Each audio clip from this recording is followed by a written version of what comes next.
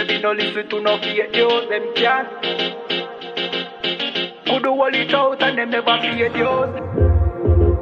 Notice say I just be a bad bitch, I get forward from with you. But the one you have feel good girl them easy. She never did a features, I rate it. Never did a features, half naked. Me never did a piggy or ratings halfway, that's why me give her ratings. She never did a features, half naked. Never did a features, I rated.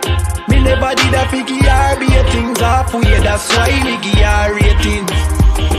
I know every girl I wife material. I know every girl forget the juice in my seed bag. I know every girl me trust to cook my food, nor boil my tea, not even put the milk in the cereal. Me like a catty when me dival. When we wash for cook for clean and no fuss. When she hear me get a new girl, I know that me mean when me say me fight me demons. Multiple wife legally, no illegal. Yeah, straight, me go crazy. I know every catty can be my first lady. I know every press plus body done pay for plus Tatiana no fit in and no Mercedes. When me say oh luxury dolly fi nurse baby, a trouble when luxury dolly turn old lady. So big up every girl we don't lazy. Your body big, but why your mommy donate it? I rate it. Never did a fi dress half naked.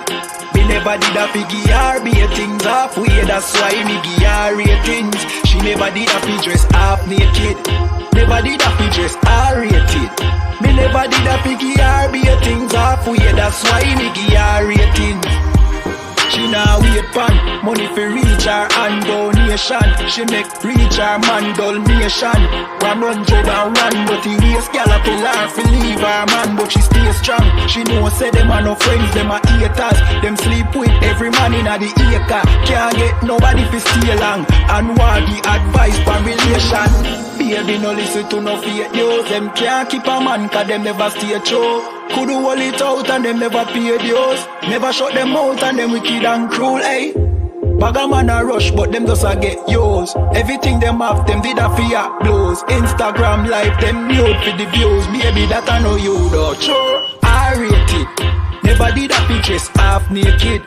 Me never did a piggy or ratings halfway, that's why me give her ratings. She never did a features half naked. Never did a features I rated. Me never did a piggy or ratings halfway, that's why me give her ratings. One wish.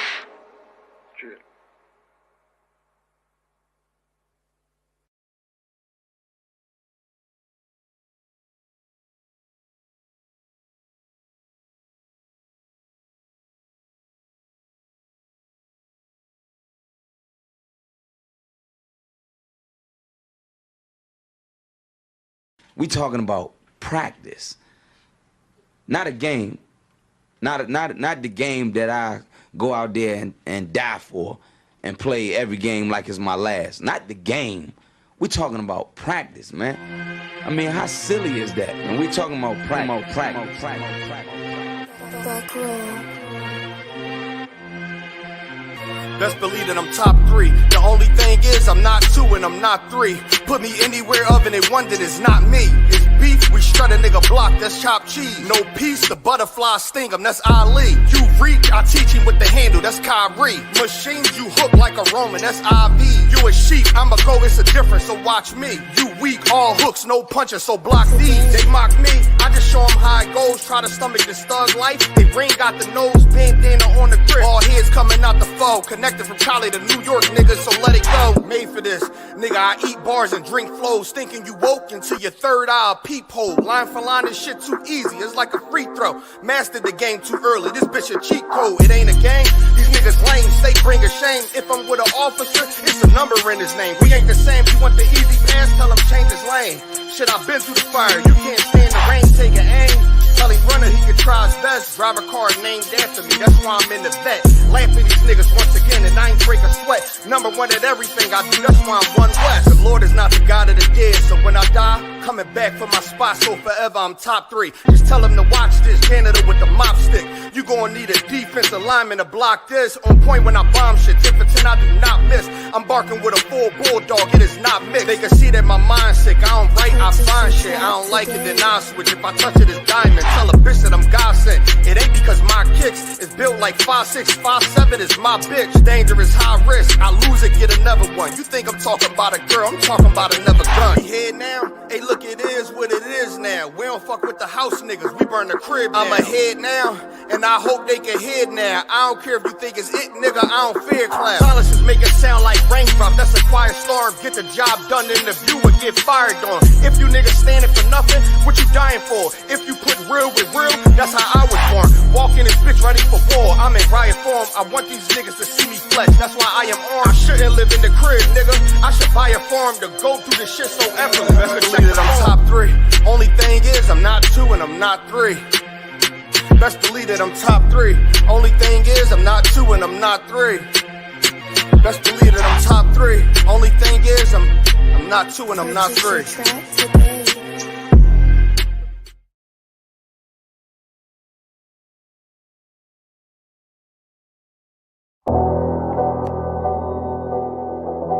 I got you.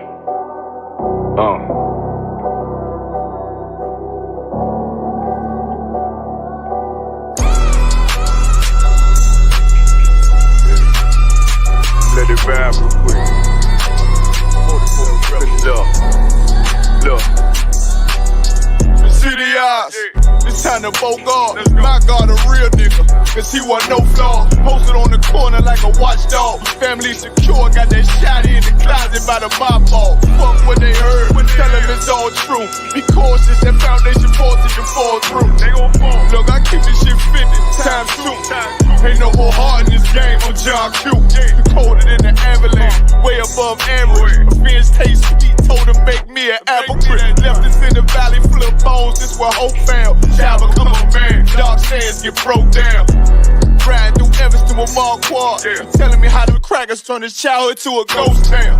Poke a stop, nigga, I lay that game down. I feel his pain, cause nothing is the same now. Let my light shine like heaven through a rain cloud. Glock have a fit like my child, so tangent. Try to warn them niggas, we bear arms like tarantulas. Them other niggas rap, I make anthems. I really seen prophets under this banner. Made my enemies bow down on camera. Told my design I wanted black and white like a panda. I'm better than that nigga that sunk dirty Diana. Look, I move like a Brazilian, precious cargo. Spirit ancient, but I got a new semi-auto. Wave that bitch around like where's Waldo. Sleep if they won't, I cut through they Z's like I'm Zorro. Pay me for his name, so I gotta keep that steel clutch. Trust me, I'm not what you think. I squeeze till it click like Dorothy when the heels touch. The world got me dumb, I don't feel much. Ride around with Yaradon, just left the state bridge. Looking for a bitch better than Baby's kid. Remember I dropped Quiet Storm, I've been gone ever since. Still in the field, fuck them niggas on the fence, yeah.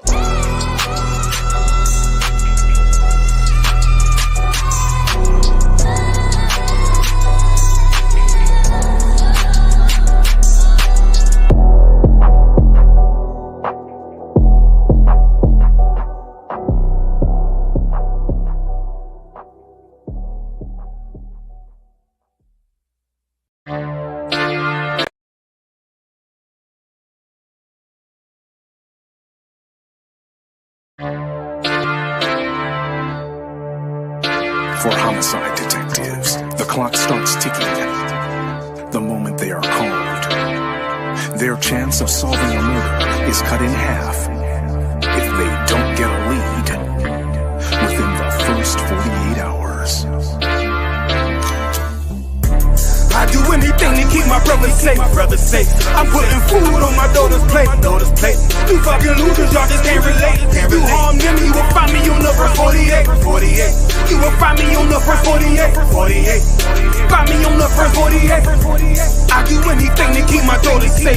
You harm them, you will find me on the verse 48. Sitting in that room, here the interrogation. interrogator's voice. They asking why I do it, I tell them I had no choice. Couldn't take a threat or a risk to my family, so throw the book at me, I take them charges happily. Ain't no need for no polygraphs or forensics. I put that fucker in a body bag, I'll admit it. Fuck a sentence or the jury that will convict me. They don't understand, it's my family, they represent me. So for them, I risk my freedom, roll the dice. I ain't got much more for you crackers, go ahead and give me life. You don't know what it's like for the people that you love. They ain't there to get salutes, they ain't there to give you hugs. The same that done pulled me from the dirt and from the mud, it's gone because of who? Y'all rather shed your blood. My brother's kids like my other kids. If you touch them, fuck around, get another bid, plus 10. Put me in the Supermax, I get super jacked, working out every day, canteen super stack, cool with that. Long as it mean my daughter's safe, my brother's winning, that's a chance I take. Still my fate, I do anything to keep my brothers safe. I'm putting food on my daughter's plate. You fucking losers, y'all just can't relate. You harm them, you will find me on the first 48. I got wives that done gave they all to stand beside me. Kids that can't see me fall, look at me proudly. Respected by men with honor up on their names. You harm one of them, I promise that you'll see pain. I'm one West train, made an oath to uphold it. Stood with my back against the wall, never folded. Grew up in the city where the love ain't brotherly. I ain't had too many friends, I ain't need the company. I'm my father's son, so I'm cool, just don't fuck with me. I say that you my homie, you're my brother, then you stuck with me. Never turn my back on mine, it's to the dirt. You cross them across that line, I end you first. What only make it worse is loyalty hard to find. Never think cause you out of sight, you out of mind. And I don't mind dying now, cause reincarnation got me coming back. Same scars in my heart aching. Be parlaying with killers from all places. Every last one of them for me a broad day shit. So what you think, I won't do it for them? Once they let me out the cell, shit, I do it again. It's for the family. I do anything to keep my brothers safe. I'm putting food on my daughter's plate. You fucking losers, y'all just can't relate. You harm them, you will find me on the first 48. Find me on the first 48. Find me on the first 48. I do anything to keep my people safe. You harm them, you will find me on the first 48.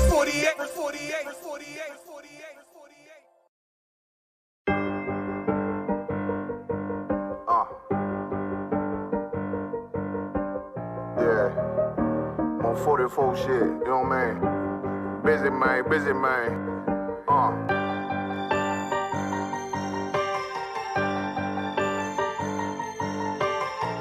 Look, when that shit drop, you step all the way on their neck, step on their neck and their head with that shit. Fine then, I ain't show no mercy, we gon' show them boy what time it is. I pop out like I'm Samuel, I got time to kill. Haters thought I died, I survived. They don't know how I did it, got it out the mud, straight to glory. They don't know how I feel, he nice but he don't show them skills, how I show them skills. He ride but he don't work the wheel, how I work the wheel. They mad, I'm too solid, circle tight, yeah, vacuum seal. No, they want my life, I ain't worried, I got rank for real. I got real soldiers, kill for me, nigga, watch yourself. They say you been in beast mode lately, you is not yourself. When you dropping that fire, precious marriage, they inquiring. They can't stop what's coming.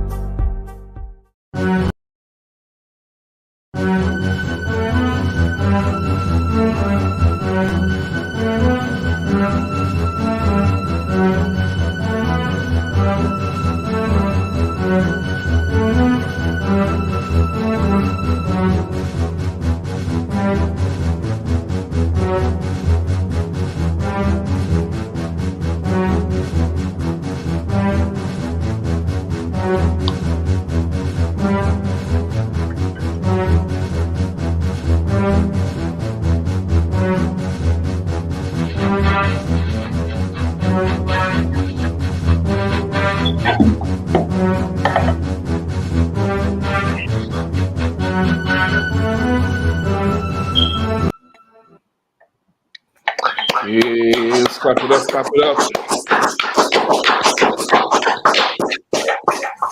You all know we on again, live Saturday night. You're getting a little feedback. Kawaka. Kazak, you may have two mics open, brother. Might want to double check that. Or two sources open. One had to be outside.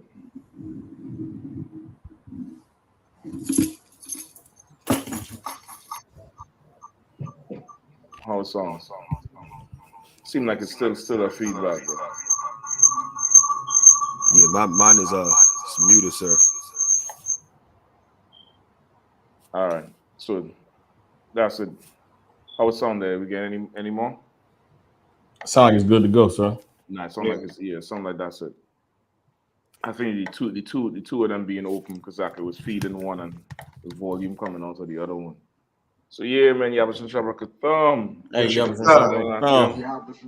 know, everybody on the inside, Captain Nathak as usual, rocking it out from North Carolina. I'll give him a hand. You know what I mean? Yeah, Captain Kahan, rocking it down there from the south. You know what I mean? Letting the locks of what was the brother name who had the locks he had to pull every year? Like Absalom. That's Absalom, sir. Stay away from the trees, Kahan. Don't let them get caught up. Yeah, man. You Chief Sack G down there in Memphis. Yeah. Yeah, man. And I have, of course, Kazak coming through, holding it down from DC. You know what I mean? So, yeah, you know.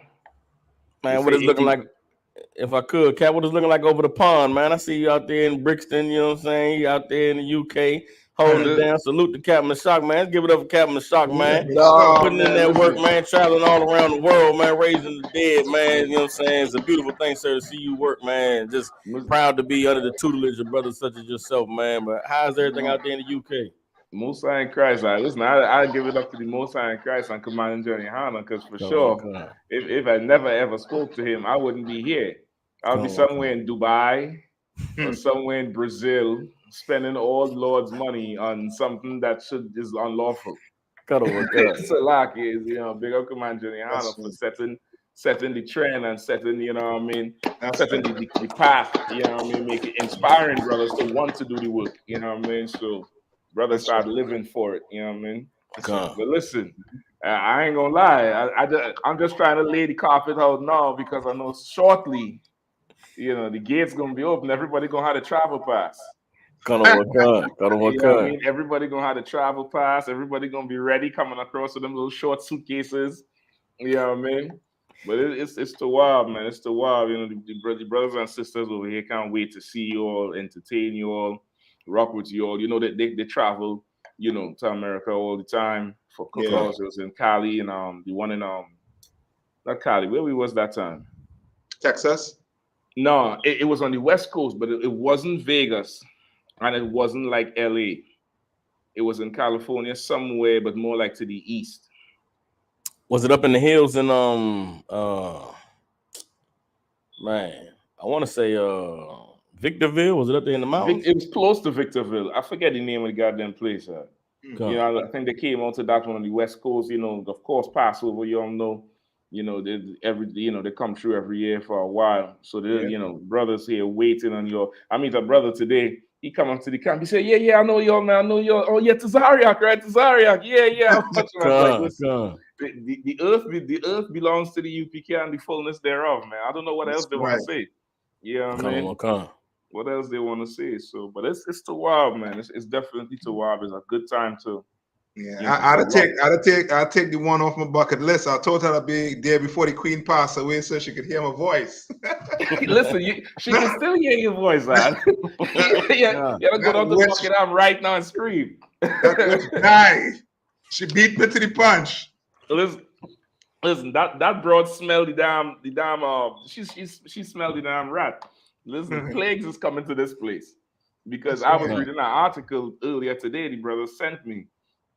That King Charles, who is the Queen's son, He had a brother called Andrew who had a big rape case last year. Right? He was friends with Epstein and them. Yep. And the Queen paid the bro $12 million for him and strip him of some of his title. You know, this week King Charles say, you know, brother, he want to reinstate him and give him back everything. You know what I mean? So this place gonna get a whole ton of plagues behind it. They find $81 million to bury this broad. Meanwhile, they're talking about this year, they're expecting 1 in 3 households is not going to have heat due to the inflation and all the, you know, price hikes and shit like that. So, you know, they could find money when it's for them, or for the poor people, they ain't have no money for it, which means the Lord going to step in. You know what I mean?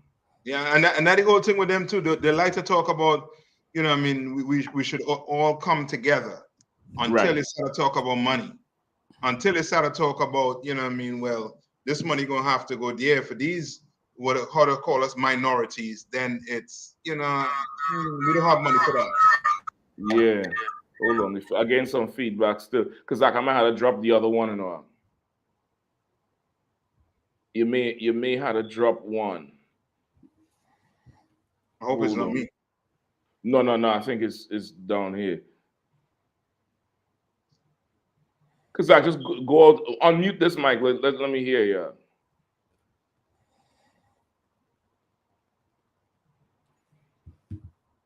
DC1.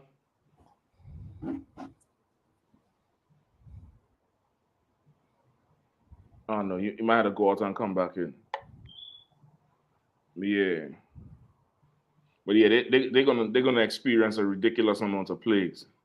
You know what I mean? They're gonna have to, because they're taking as the British say, they're taking the piss against poor black people, like the Afghanis and the Pakistanis and the Ukrainians, the Albanians. They get to run wild and do everything, legal and illegal.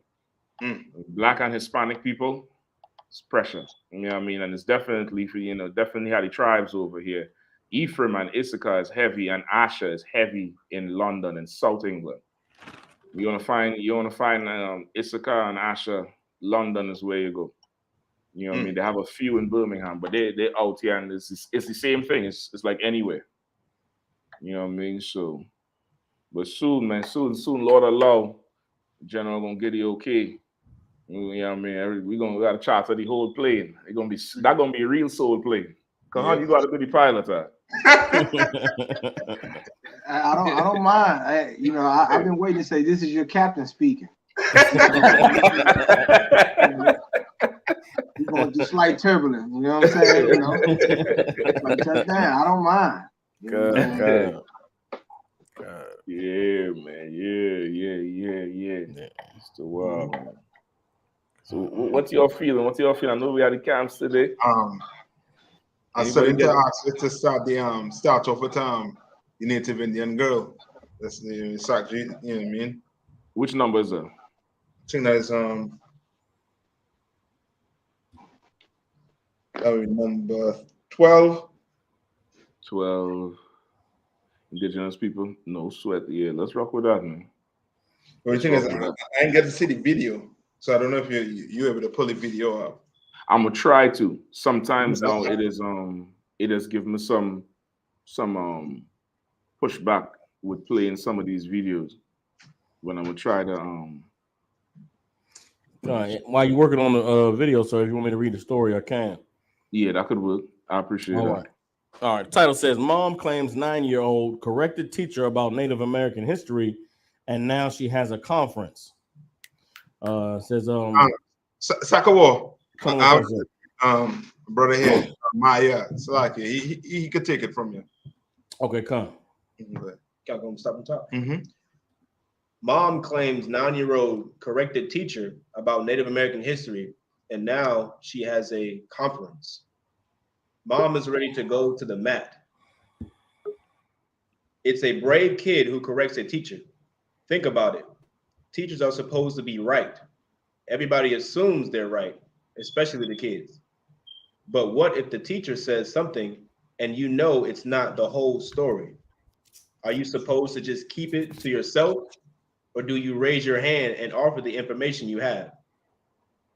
as ambiguously Melanated explains in her video, her 9-year-old daughter was in the position on her second day of class to correct her teacher, and she took the chance and raised her hand.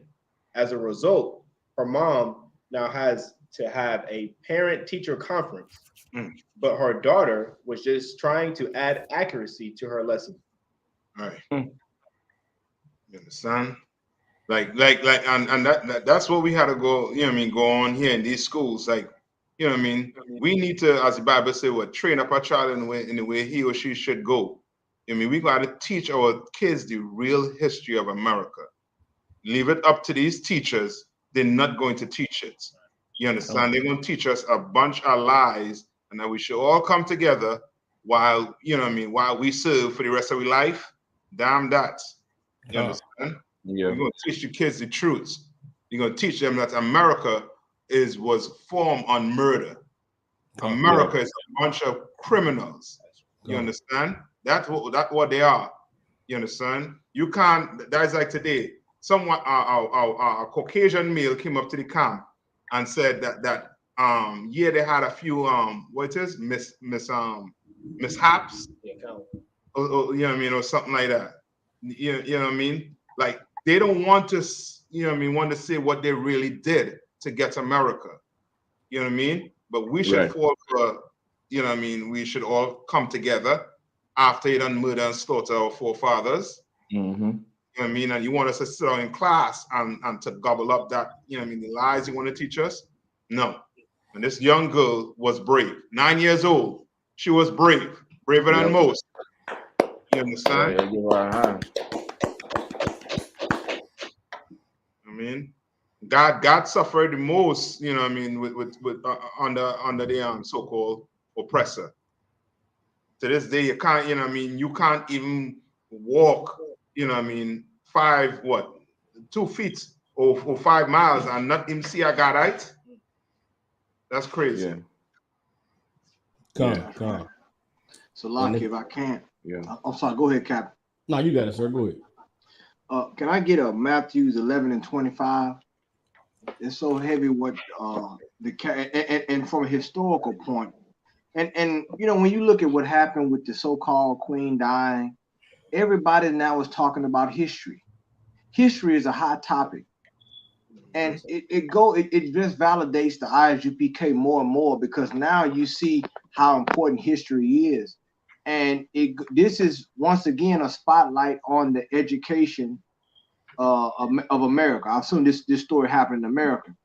The education in America is really indoctrination, because you have a Gadite sister, you know, she knows her history, and she's challenging the status quo of what the textbook or the state curriculum says about her history. Right. So, and this scripture right here said, this is what Christ said that would happen in these times. I can get that scripture, Captain Soccer War. Come. What is this again, sir? Matthew chapter 11, verse 25. This is so important. This is the book of Matthew chapter 11 and verse 5. The blind receive their sight. I'm sorry, verse 25, Salakia. Come, sir. Verse 25.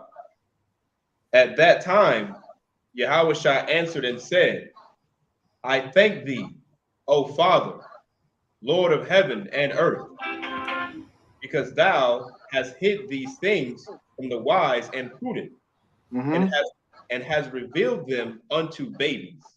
You understand the truth? These children, once again, these children gonna start to speak. The wise and prudent are those who in power. Those, you know what I'm saying? That this person here supposed to have an education to teach the children. You about to see a role reversal now. Once again, there's going to be a changing of the guard.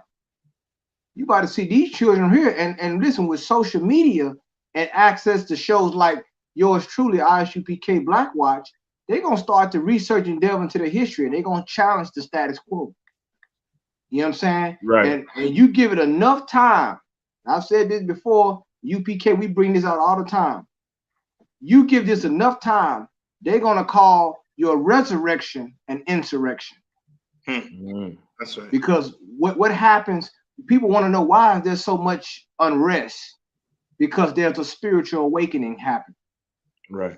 And our children are seeing. See, you can't no longer lie to these children. That's right.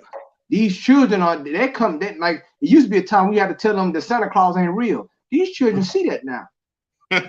They know ain't no North Pole. They know it's a Russian submarine in the North Pole. Okay? And it ain't Rudolph.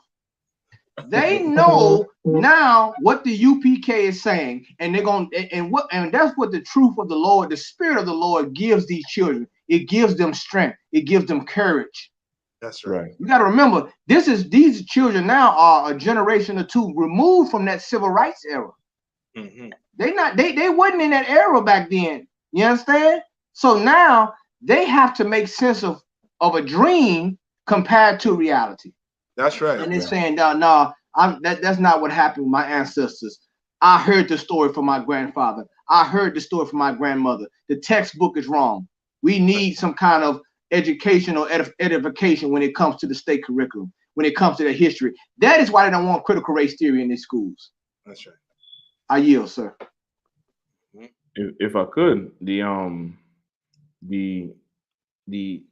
damn near, you know, like what you saying is damn near the end all and be all of it. If you have children in schools, right? If you have children in schools, you're gonna have to grow them up with a certain amount of backbone and a certain amount of courage.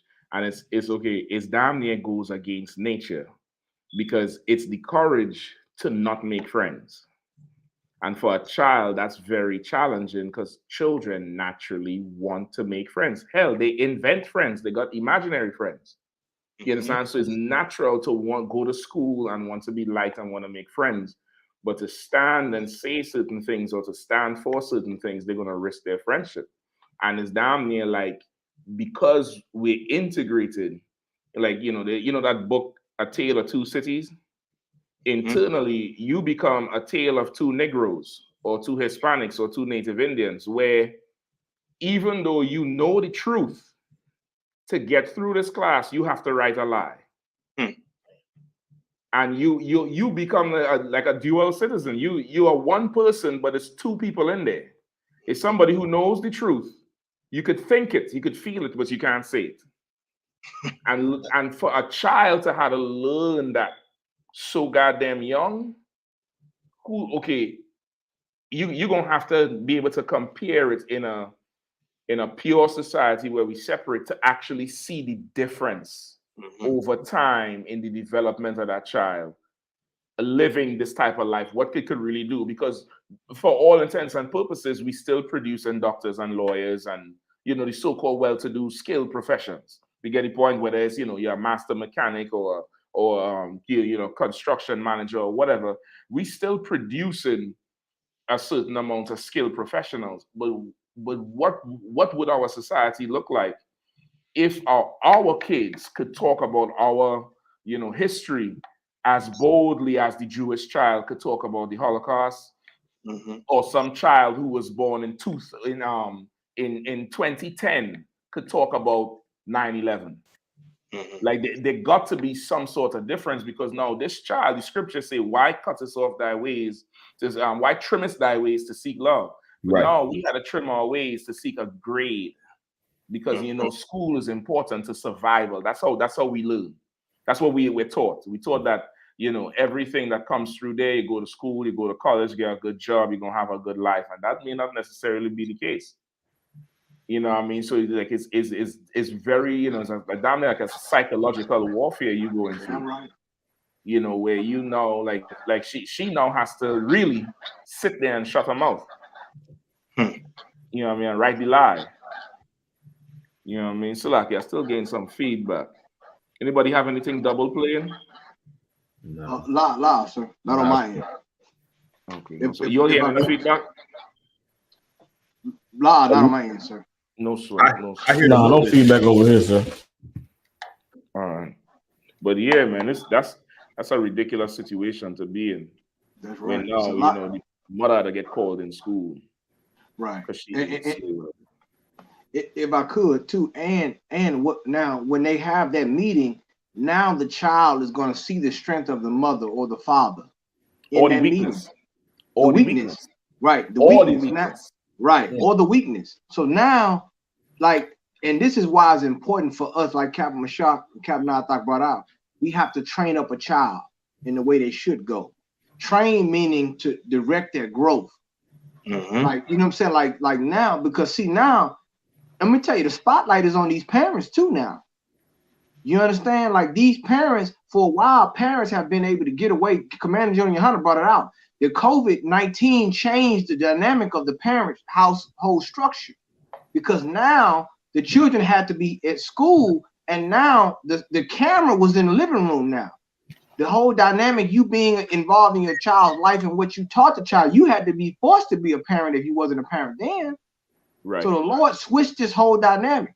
And the reason this whole situation happened, you can thank Martin Luther King Jr. You can thank the civil rights movement, because this is the result of integration. They now get to control the narrative of your history. And when they can control the narrative of your history, they can place you where they want in the present. That is what has happened with the educational system, which is why there's such a push now for athletes and Black people to not only buy Black, but to go to historical Black universities in America right now.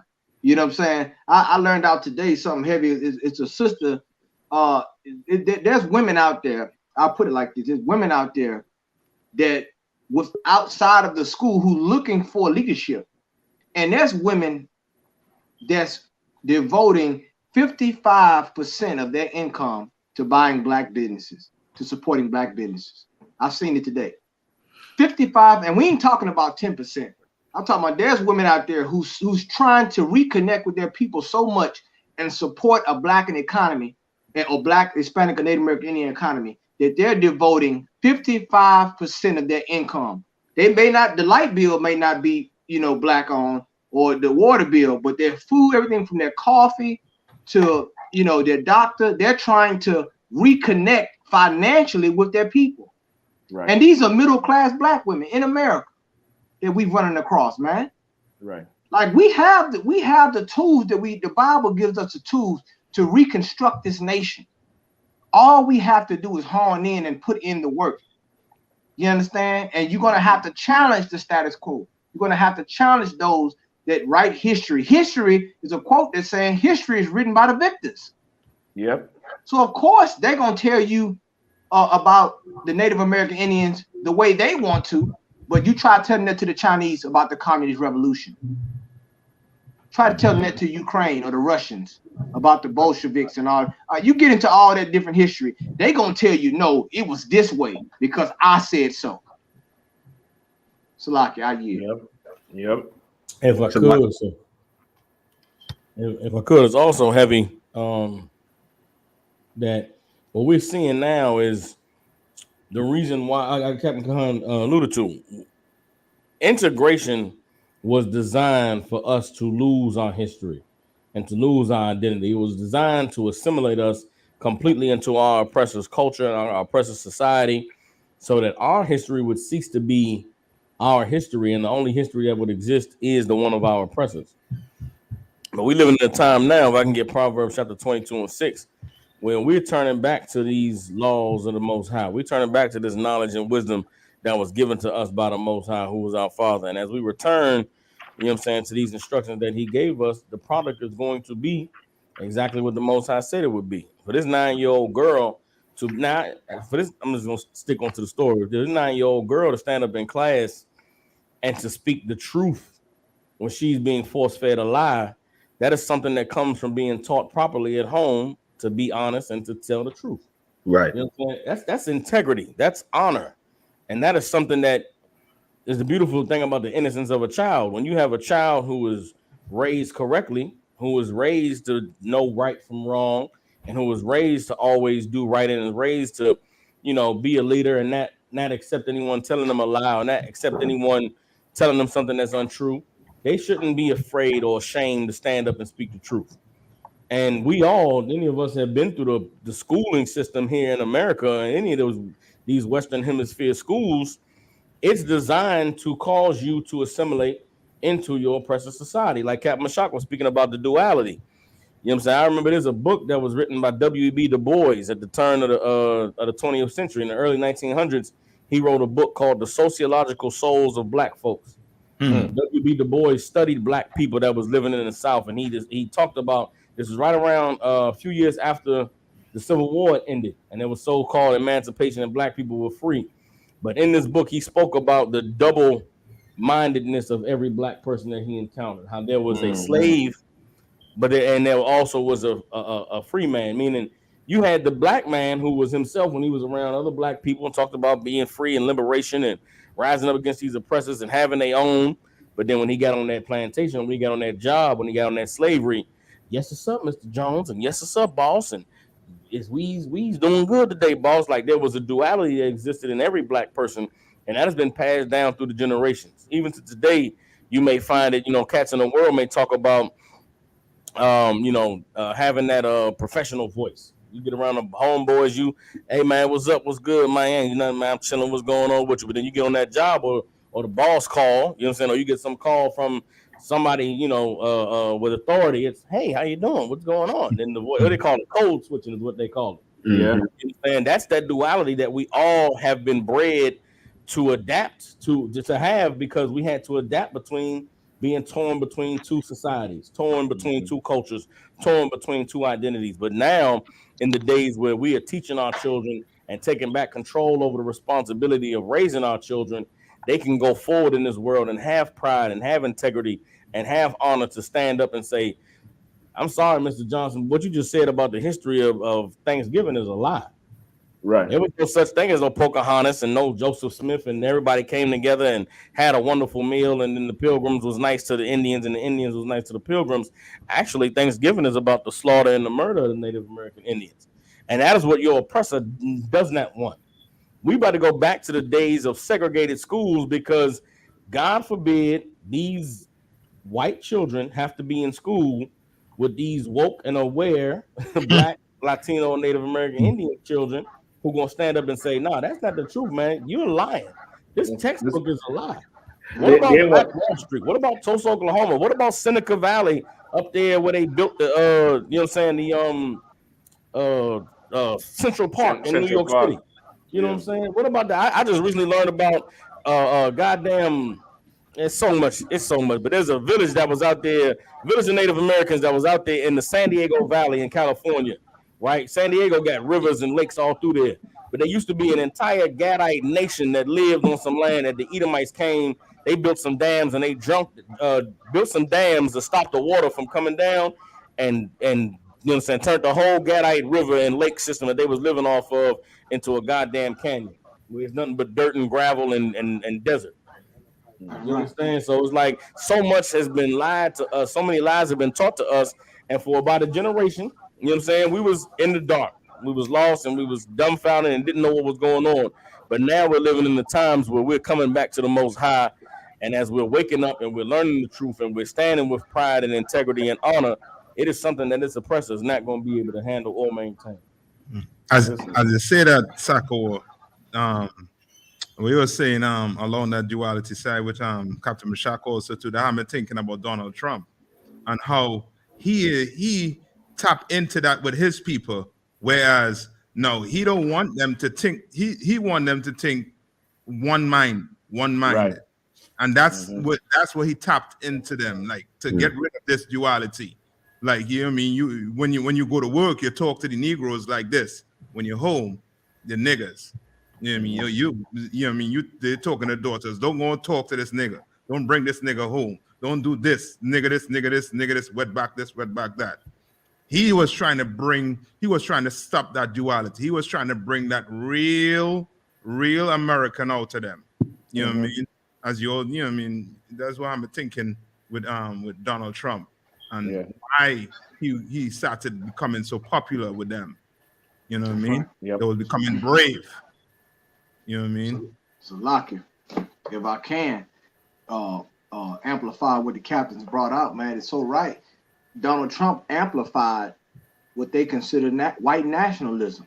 And he made it a rite of passage for young white men to act a certain way. To say, like when you hear white people say, buy America or America first, like to them it's like, it don't mean we hate other countries, it just means we love America. But when we say buy black or buy Hispanic or buy Native American Indian, they take that as you hate other races. Right. We don't look at it as something that's economic. Like once again, this whole thing is about to be a trickle down effect. And we just go to show you about the duality, the captains brought out. It lets you know, and I want to use this word for you Christians out there, that we live in a different world. Yep. We live in a different society than they live in. And it's not the TV show. It's not the TV show. We live in a different world, and it's not the TV show.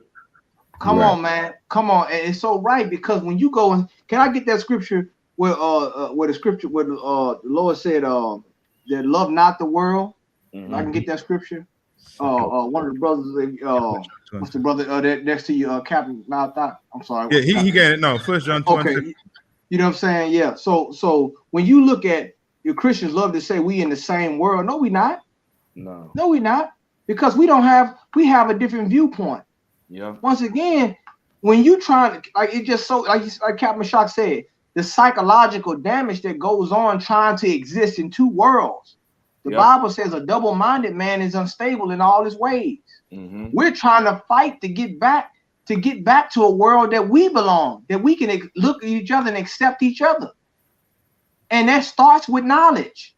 That starts with the knowledge, which is why we are the Israelite school of universal practical knowledge. Because these things you can apply. You can apply the knowledge that you got. These things are not just spiritual, they're applicable to your physical, the material world. You understand? If I can get that scripture, my brother. Come on. 1 John chapter 2, verse 15. Love not the world. Neither the things that are in the world. If any man love the world, the love of the Father is not in him.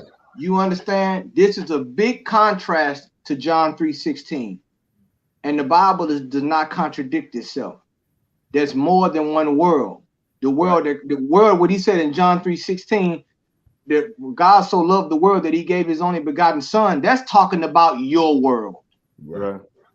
It wasn't talking about the world of the Romans, the world of these other people. He was talking about his world, the world that he died for. Otherwise, he would have said, love everybody. He said, love not the world, this society. Because why? This society hates you. It hates your hair. Your hair is almost a political statement in itself when you go natural. Believe it or not. You black women know that. Same thing with the way we dress. Everything is about us. We are culturally rich. And the way we do, it separates us from every other race of people. And they know it. You don't have to say it. They know it. These children that go to these schools, don't talk about critical race theory in these schools. Let me tell you something. I was introduced to critical race theory going to the restroom. And you know what you go when you go in those restrooms in those schools? You see, I hate niggas on the urinal. I hate niggas are coons and all these. See, they get it. See, all these things happen. You see those things in the restroom. They are expressing their hate in the bathroom stall. They leave a message for you. And we all see, especially you in the South, you've seen that. Right. You understand? Which shows you that you cannot escape race. The race card is the most powerful card in the deck of life. And like GEN.YAHANNA say, it's the only card. Right. You understand? They will always express their racism through their educational system, through their religion, everything. Which is why we got to come back to the Lord. I yield. That's right. If I could, Kahan, you know what I mean? I'll give it up for Kahan right there. That's in a nutshell, encapsulates and everything. You know what I mean? If I could just get two scriptures real quick. Let me get Matthew 6:24. Let's start right there. And okay, this is the fact of the matter. Like, it could be argued that everybody's daily life has some sort of duality. You talk to your wife different than you talk to your homeboys. You talk to your children different than you talk to adults around you. But the difference is that duality is in context of who you're talking to. Mm-hmm. When it's dealing with this oppressor, it's fear attached to it. Like you have to become a whole new person so you don't get a bad grade. That's how it starts. Because bad grades mean you disappoint mommy, daddy, my brothers, my sisters, my aunts, and uncle. That's a tremendous amount of pressure for a child. Mm-hmm. Then that translates into, if I don't do this, I'm not going to have this job that pays this amount of money. I have to, especially for brothers. You know, I know you mentioned with the sisters, with the hair, but a brother damn near has to become, you know, a prepubescent male in the workforce.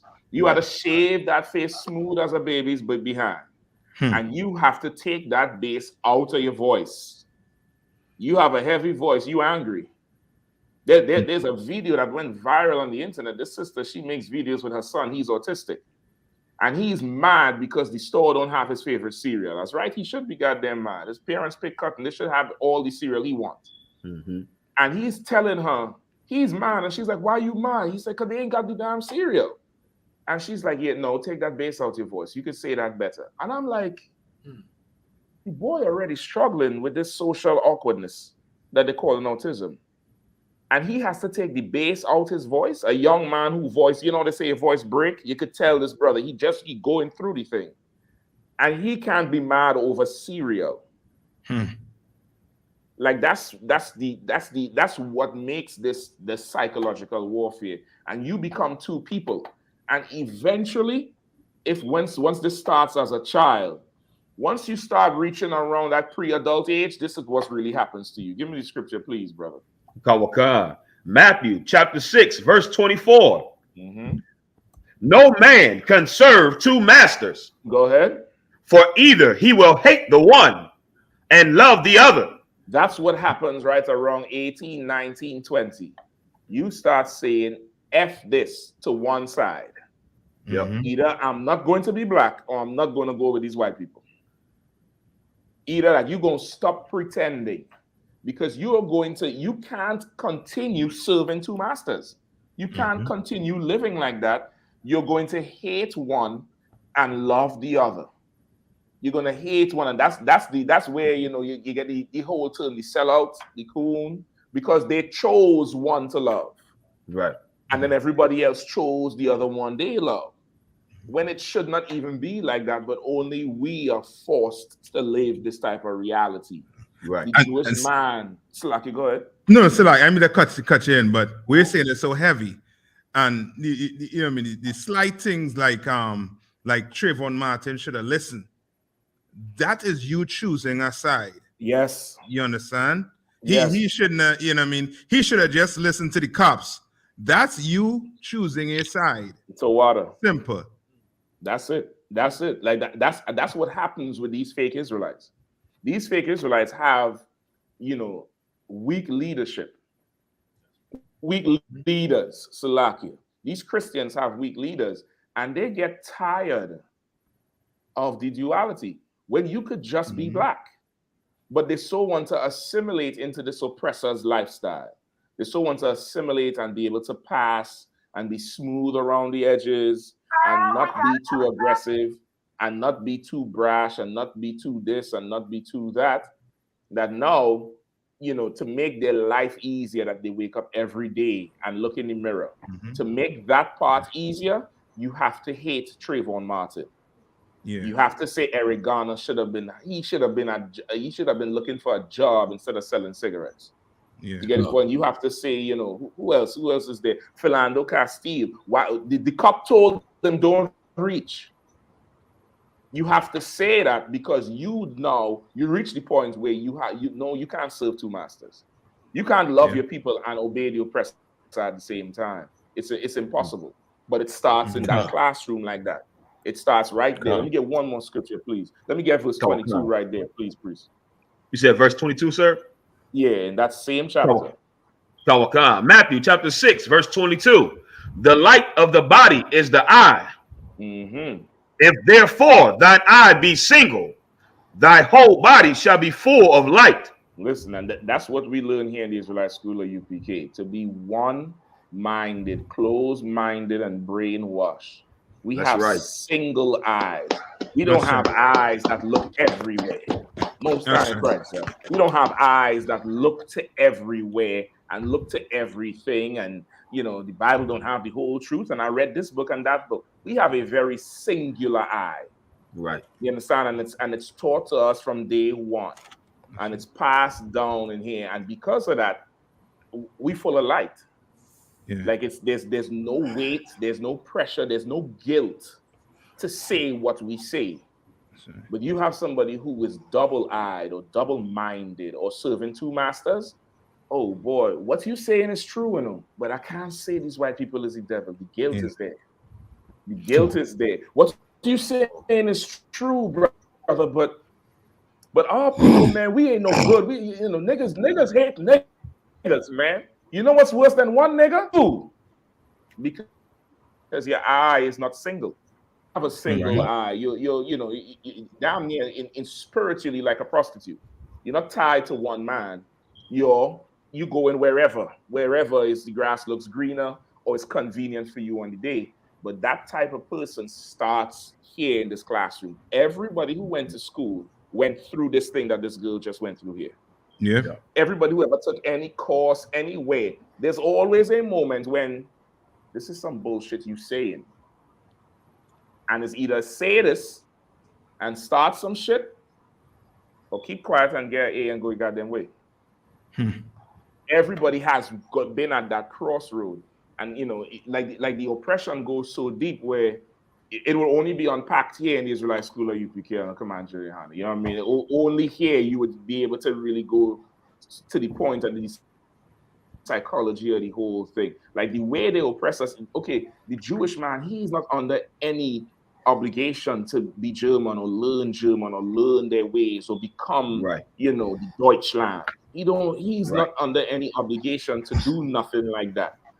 England does not have any obligation to any American to be English or keep the English traditions. It doesn't happen like that in any way.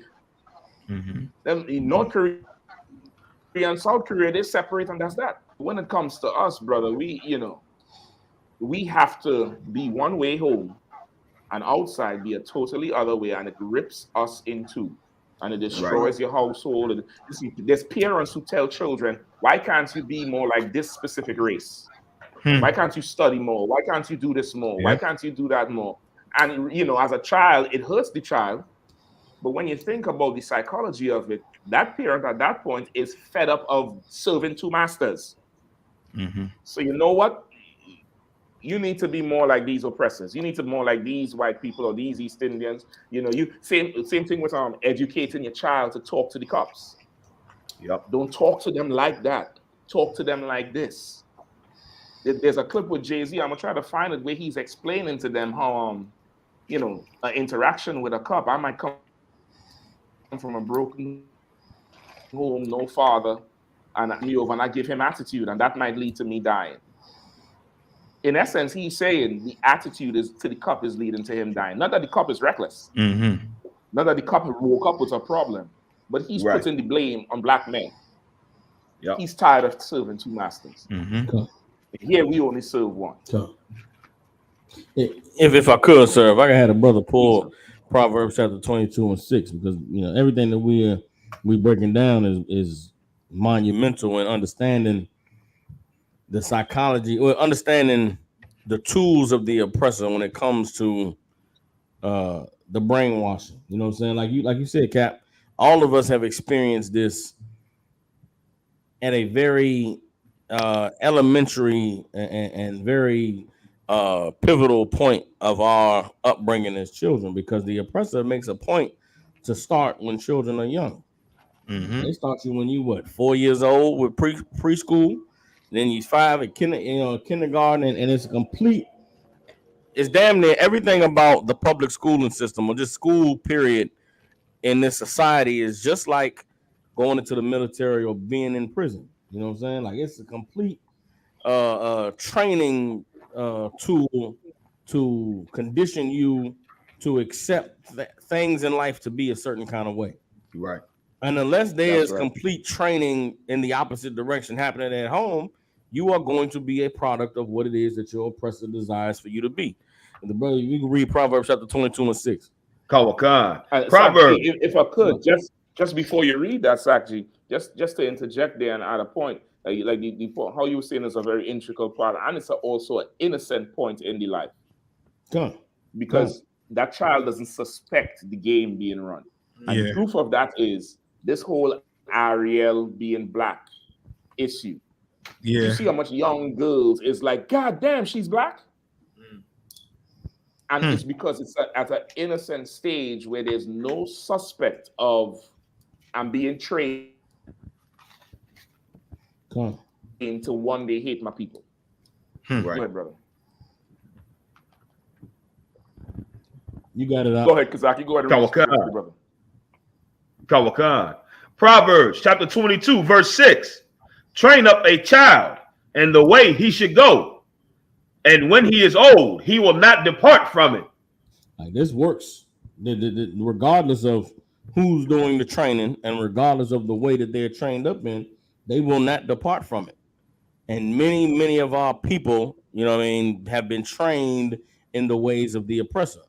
So much so that it is innate and it is subconscious, the rejection of the truth. You know what I mean? Esau give it a lot of different names. They call it cognitive dissonance. When you try to teach somebody the truth and you're able to provide all the facts and all the evidence, and they hear it and they say, you're right, but that but is the cognitive dissonance. That but is the training from 4 years old, from 5 years old, from being in school every day and being line up and everybody get in line, and you got to get the hall pass for you traveling the hall. Like that turns into your license and registration. That turns into watch how you speak and watch how you talk. Like Captain Mashak, how you said, the pressure that's on children to be under the various authorities that they have to juggle their life between as a child. Meaning you got your parents at home that expect you to do good in school. Then you go to school and you got these oppressors that's talking to you funny and dealing with you kind of sideways, and they're dealing with you sideways, but I don't want to cause no trouble. I know my mom's working all day and she got a whole lot on her hands. I don't want the school calling home, and now she yelling at me and mad that she got to get off work and come catch the bus and come up here to the school and deal with these teachers. So you suffer it. Well, that turns into, it graduates with you in your various levels of life. But when you become a man, when you become a woman, when you grow up and you mature and you realize, man, this is some BS. When you get fed up with the oppression, that's when it boils over. That's when it turns into, the rebellion manifests itself in different ways. When we take the responsibility of training our children up in the way that is righteous and is honorable, the way that the Most High commanded that we train our children up, then we would not have the problems that we have with young children growing into adults trying to wrestle with the duality that exists within their minds. You know what I'm saying? You hear a lot today about all these mental health issues, all of the depression and the anxiety and the bipolar disorder. A lot of that comes from an internal struggle that people don't have an understanding that is taking place in their lives. And a lot of that internal struggle is the result of oppression. It's the result of being weighed down and being beaten down and never really being able to. It's funny, man. I came into the truth, and I remember finding myself. Like the truth allowed me to be myself, allowed me to be the man that I was always meant to be. But goddamn, you mean so the first 20 some odd years of my life I was being someone else? Well, who was that nigga? I don't even know who that guy was. Where did he come from? How did he take control of me? Because that is who I was trained to be. That is what the oppressor wanted me to be. And all of my behaviors and all of my ways of thinking and all of my ways of viewing the world was to the benefit of the oppressor. Right. But when I come into the truth and I became a man and I learned the truth of who I was and who the Most High intended for me to be, it was like such a breath of fresh air to learn who it is that I am. That is something that I don't believe I don't think anyone else on the earth has that experience but Blacks, Hispanics, and Native American Indians. Right. Because from a young age, our oppressor is free to be who they want to be. These Chinese are free to be who they want to be. These East Indians are free to be who they want to be, and it's reinforced to them at home. They go to school and then they go home and their parents say, no, I know what you learned in school, but you're this and you're that. I remember being a kid, man. I'm talking about young elementary school, and it was East Indians like, yeah, I'm gonna grow up and be a doctor, and I'm gonna go to this school, and I'm gonna go to that, and I'm like, how do you know? Well, that's what my mom and them said. We came here from bloobity country, and I got to be a doctor so we can go and get money and send back home for these people and other people to come over here. And I'm like, damn, so your whole life already planned out for you. Where did that come from? Train a child up in the way that they should go. That is something that has been void and missing in our community, because the ability, for us to know that it was our, that we are able and it was our responsibility to take on that weight to be who the Lord called us to be was missing. But I thank the Most High for Commanding General Yohanna and the I.S.U.P.K, because in these times now, we are coming back to the knowledge of who we are and raising up our children and training them in the way that they should go. And you are going to, the oppressor knows that the day of reckoning is at hand, because we are raising our children to not cower, to not be afraid, but to stand on truth and righteousness, and there's no weapon that can come against that. So, right. Can I say one thing? No, go ahead, priest. No, I just want to say one thing, Salaki, on that too, and Captain Mashak, and Captain Malthak, all the captains brought out something that was real heavy. Like, you think about this when you're talking about, like what Captain Saka was saying, finding yourself. Like, you think about the courage it takes for her to raise her hand. I remember in school, like, you remember how when you didn't really know the answer, you kind of be halfway and then put your hand down, and you wasn't really sure. Yep. It's like, how is this different from bullying? Now we know in the school they always talk about don't be a bully, but you're bullying that child who that's her culture, and she can't even have a perspective on what a textbook said about who she's naturally, is. Like, how is that different from bullying? Like you said, that raising your hand, it manifests into standing up or sitting down or taking a knee. All those things from a child level, they manifest to things later on as you become an adult.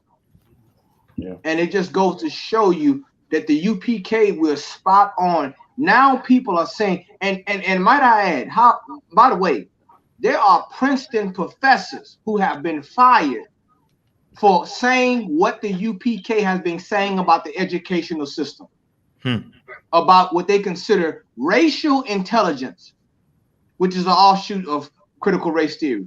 There have been professors, black professors, some of them even rogue scholars, that have said exactly what we said in here.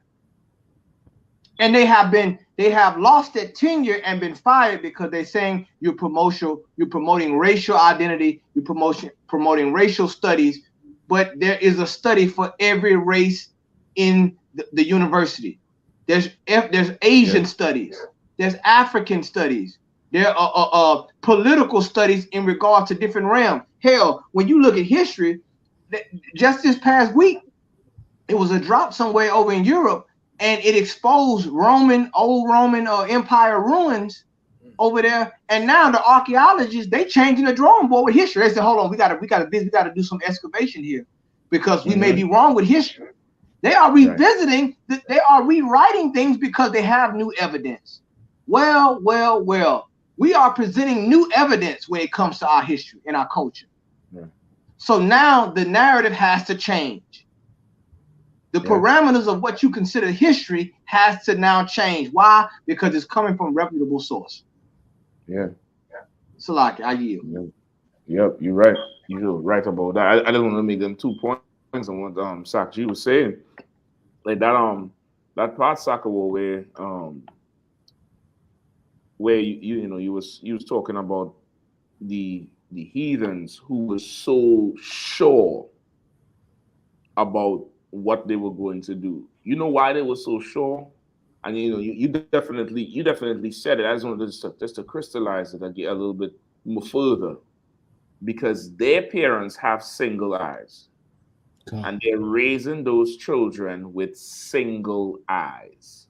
The parents bring them here and bring them, to America, whether the Caribbean or whatever. And who was all the doctors and dentists? East Indians, Asians. Yeah. And look who comes in our office. Them people, them brown people. You are going to be your classmates' dentist. You are going to be your classmates' doctors. That's what is being told in OAG. That's what. How do I know? Listen, my parents used to tell me, "Yeah, you wanna keep hanging with that heathen. Watch and see if he gonna be a lawyer and where you gonna be." Because on our side it's down near like the reverse. It's down near like the reverse, and once again it's from oppression. But they get to have that single eye, and that single eye, black people is very scared of it, and you are going to have to be a racist. Exactly. Right? Let me rephrase, because racism is prejudice plus power. Right. You're going to have to exercise your prejudicial muscles.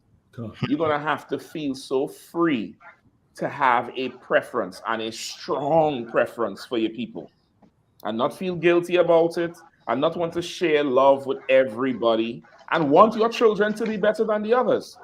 You're going to have to go there with it, because everybody else is doing that and getting ahead of you. Right. Everybody else is doing that same thing and getting fully ahead of you.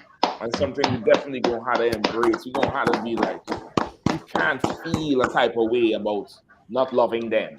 Right. You can't feel that type of way. That's them, man. They get enough love. You gotta feel that type of way, and it's difficult to do it with children because of the society we're in right now. So go ahead. So, and you know what? Let me tell you something. This is one thing that just trips me out. Let that Gadite girl say, you know what? I'm a man today. I'm gay. Oh, they're cool with that. Let me let you know on something, America. There won't be a meeting about that. No. All right.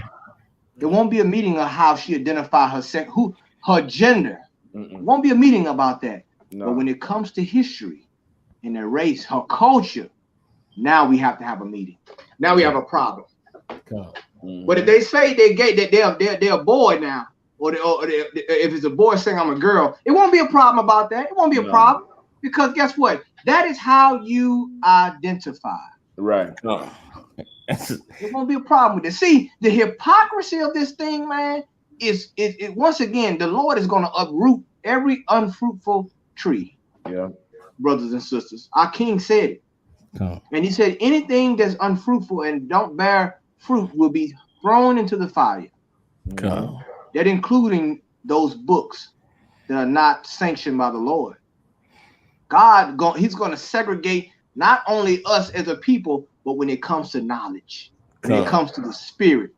No problem. You can have these dilapidated institutions you call school buildings, but the knowledge is going to separate. It's going to polarize these children. And you're going to see it right before your eyes. Thus saith the prophets of the Lord. I yield. You're right. So like, if I could, please, I don't mean, I just want to bring this out, and it's going to be a little off a topic, but what Captain Gunn said was so heavy, and I promise y'all we can get right off of this, but I'm vexed. I'm vexed as hell. I got to get this off my chest. Listen, there's a movie that came out last night called The Woman King. Oh, man. And the movie's called The Woman King, and I've seen the previews, and it's just, it's disgusting, right? But I went and did a little bit of history research on the truth behind what this movie is based on. This movie, The Woman King, is based off of a village in Benin, Africa, West Africa, from in the 1600s, where they had they call it an empire. And it was a bunch of LGBTQ bush women. Damn. But these women in this village was a major shipping port for slaves during the 1600s. And this movie, with a predominantly black, so-called African-American cast, is about a bunch of bush women in Africa in the 1600s that sold your people into slavery. But they're promoting it and portraying it as though it's some great black, woman strength and woman empowerment. Now, imagine in 2022 if there was a Nazi movie about, the Hitler Youth and how they were excelling and becoming good Nazis, and they were strong and they were powerful. What would the response from the Jewish community be to a movie like that? Right. How would a movie like that be received by the so-called Jewish community? But because of a lack of knowledge, because of a lack of understanding, because of, like Captain Mashak said, the duality that exists with us here in this country, Black Americans are proud to stand up and play the role of people who were responsible for enslaving your ancestors. And there's no problem with that. Ain't nothing wrong with the woman king. Ain't no boycott, no Black leadership is coming out and condemning this, disgusting display of whatever this is. But you stand up and speak the truth as a 9-year-old in the classroom about what really happened in history, and now we have to have a conference. So, So Saka, what you saying that they were LGBTQ? Okay, I'm saying that because you go look at the pictures. These are some super strong bush broads. Salakia. They was the military of this village in Benin, Africa, was some strong ass. I mean, it looked like a wrestling team of African women. And okay, it's like you can have that. The movie is portraying it like they was warriors and they fought with some village that fought against the oppressors. But in the reality, the truth is they made deals with the Europeans. Their port was established as a major shipping port for slaves, and they aided and abetted the Europeans in capturing our ancestors, bringing them into captivity and shipping them from their ports. Like the woman who the movie's supposed to be about amassed great wealth and brought great riches to Benin because of her deals that she brokered with the Europeans to be able to ship our people over here into slavery. Salaki, sir. And if I may, Captain Saga War, what you said is absolutely true. I taught a class on this very same thing. For many of you so-called conscious Negroes and you woke Negroes, and you think this is promoting the Black community, if you're going to do your history and to piggyback off of what Captain Sakawar just said, these women come from the Dahomey tribe in Africa, which, like he said, is the modern day kingdom of Benin. Many of these women were the reason why they were in the military in the first place, because their husbands enlisted them because they were problem women. Not only that, the last known slave in the United States, Cujo Lewis, Zora Neale Hurston, she's a famous anthropologist and writer. She did a sociological study on Black people. She wrote the famous book, Our Eyes Were Watching God. She did the movie as well. Zora Neale Hurston did an autobiography for an interview, Cujo Lewis. And Cujo Lewis was brought on the last slave ship, the Clotilda, which was, it was illegal because slavery at that time was abolished. But of course, our oppressor and the Africans still conspired with each other to bring bring slaves over. And Cujo Lewis, this brother, he's telling in this interview just how ruthless that these people were. He was captured by these specific women, the Dahomey tribe. And he talks about just how barbaric, how disgusting, how ruthless they were towards Black people and selling the slaves. The Dahomey people, who are portrayed in The Woman King, are responsible for selling 1/3 of all slaves in the transatlantic slave trade. That small nation in Benin is responsible for shipping 1/3 of all of our forefathers and mothers into the transatlantic slave trade. So when you go and support that trash, you understand, just know you are supporting the people who brought us over here, who capitalized off of our destruction. And right now, the white man is capitalizing off of our ignorance via Hollywood with this stinking feminist trash. It's garbage. You understand? The trailers look trash. The movie looks musty. Salakia, it pissed me off when I seen it. I had to teach a class on it, sir. Salakia. Listen, if I could, this is the Cujo Lewis here, who you're talking about, right? This is the brother who you said is one of the survivors. What kind of last known slave in America, sir? Yep. That's crazy, yeah. That's absolutely crazy. Salakia, God damn, 1/3. Khan, sir. That's what I'm saying, Cap. So, like, if I could, like, these people amass great wealth at the expense of our destruction, And in 2022, the oppressor is it's beyond disrespectful. It's beyond like the scripture says in Psalms the 10th chapter in the 5th verse. As for his enemies, he puffeth at them. Like this is the absolute, yeah, nigga. So what?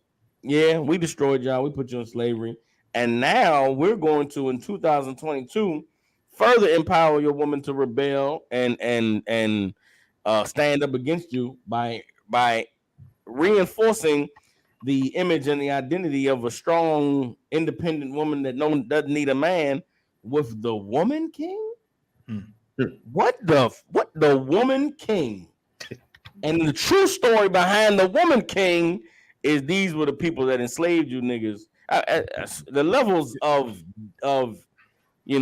tyranny and diabolical despicableness is ridiculous. But that is, thank the Most High for the truth, because if it wasn't for, now again, going back to the cognitive dissonance and the duality, you show a black person everything that Kazak just brought out, and they'll say, yeah, you're right, man. That's messed up. But right, there's no but. There's no but. But there is no but. You know what I'm saying? It's hashtag but. Man, you know what it's like, as you were saying, Sack J, that's like you go make a Nazi show showing a regiment, you know what I mean, showing the heroics of some Nazi regiment, you know what I mean, like who gonna watch that? That not making it to Hollywood, you know what I mean. But when it comes to us, anything goes, you know what I mean, anything goes. You have an actor who's supposed to be educated. You're telling me she can't do the research Kazak did? Right. She couldn't do the research Kazak did. Listen, she did not join down. She did the research. That's why she acting in it. That's why. Because okay, this same sister here, her husband is a devil. Right. Oh man. She like, and that's the thing with these actors where our people, like the last of these good female actors, brother, is that sister who died recently. What's her name? Cicely Tyson, sorry. That's Cicely Tyson. Yeah. Where she took a stand and she would only take certain type of roles. You know what I mean? Like this sister here, went on TV and How to Get Away with Murder, having sex with a white man, married to an oppressor. And this is the other thing too. If I could just jump in here with this, like we have to look at trends that they feed us. Right. The woman king is phase 2 of Black Panther. Yep. I'm gonna tell you why. Because in Black Panther, they introduced these bald head bitches who were supposed to be in charge. Right. These bald head broads who, they were supposed to be the baddest thing in the kingdom. One of them threatened the husband on the battlefield of war. Right. Threatened the hell out of him. Then the same Black Panther little sister she disrespectful to him. She don't respect him at all. You get the point? And they introduced them. And from them, you had a whole ton of women going with these bald head broads look. And, these women so powerful and, woman power and how Wakanda, how the Black Panther movie embraced how strong women were and African woman is this and blah, blah, blah, blah, blah. And then they bring you the woman king. Right. You understand? The woman king. Like this, they gradually fed us this bullshit. Like they couldn't come with the woman king straight away. They have to present the woman king in a clean, politicized role. Right. A clean image role. Like she's doing this for the good of the kingdom. And who is she fighting against? Guess who? Good niggas. Right. That Killmonger. She's fighting against him. And it's damn near the woman had to take the stand and bring everybody together. So they give us that good, clean role. And then they come with this here now, where these women is selling Black people into slavery. So because now this correlating the two, the general public is not going to find anything wrong with the woman king. Because of the precursor of Black Panther showing you, quote unquote, now don't nobody, take these sound bites and misquote me, quote unquote, positive roles, positive, strong roles of Black women. That's really what it is happening. It's like they take the clean political, version of it, and now they're showing you the old dirty side of it. Right. Come. It's absolutely crazy. Yeah, come. If I could, I feel for brothers in the world, man. They got it. It's rough out here. You got the woman king. Lucky, I think the most out for the truth. Because I just, how do you combat the brainwashing and the propaganda? You know what I'm saying? It's for brothers in the world that don't have the strength and don't have the knowledge of the Most High. Like, it's absolutely necessary that they able to see Black men who have changed their lives and dedicated their lives to serving the Most High and standing on what's right. You know what I'm saying? To be able to give them the courage that they need to be able to rail against this nonsense. You know what I'm saying? Right. When it comes to the LGBTQ, when it comes to the what's being taught in the schools, when it comes to the brainwashing that's coming from every direction, I thank the Most High for the I.S.U.P.K and the Commander Gen.YAHANNA, because it's only through the grace and mercy of the Most High that we are able to have strength, able to stand on what's right and what's true. And for all the brothers who, haven't experienced that, man, I pray that the Most High will allow them to see, the truth and come in here and get right, man, because it's absolutely necessary to save our families and to save our people and to save our children. That's right. Yeah, right. Listen, if we could, I was gonna say we could move on too, and go ahead, Carl. No, I just wanted to say this whole thing, that which is an oxymoron. The woman king is an oxymoron. It's a switch on gender roles. Yep. Why can't it be the woman princess? Like, see, all these things, they have to use these things to switch the gender role, to write a man out of power. You understand? Of course, we're not African. We've been in war with them Africans for a long time. That's right. A long time. You know what I'm saying? Even going into our land, you know what I'm saying, in the Bible. But for sure, it switches, it's a gender role switch, and it's emasculating. The Bible calls the woman the weaker vessel. The scriptures say that. So any woman that's saying she's a woman king or a queen, they're going to abdicate. Look up that word for those who are out there. They're going to abdicate their crown to a man, their position to a man, by default, by asserting your role, a man being able to be inside of you. You are the feminine. He is the masculine. Right. That is how life produces. That is how civilization goes on. These things here that they are doing, which are the images, why they get the image award and the Oscar and all these things, are to brainwash our people. Right. Are to change the gender roles in order to make a man submissive to a woman. All these things are the things that we are fighting against, which is why we have to come into the I.S.U.P.K, which is why we have to follow what thus saith the Lord. Yep. It's like I yield. That's right. Yeah. No, you're absolutely right. You're absolutely right. Right there. I don't know if we could segue into that story. I mean, it's so well written, but it's layered. That what it is, number 3?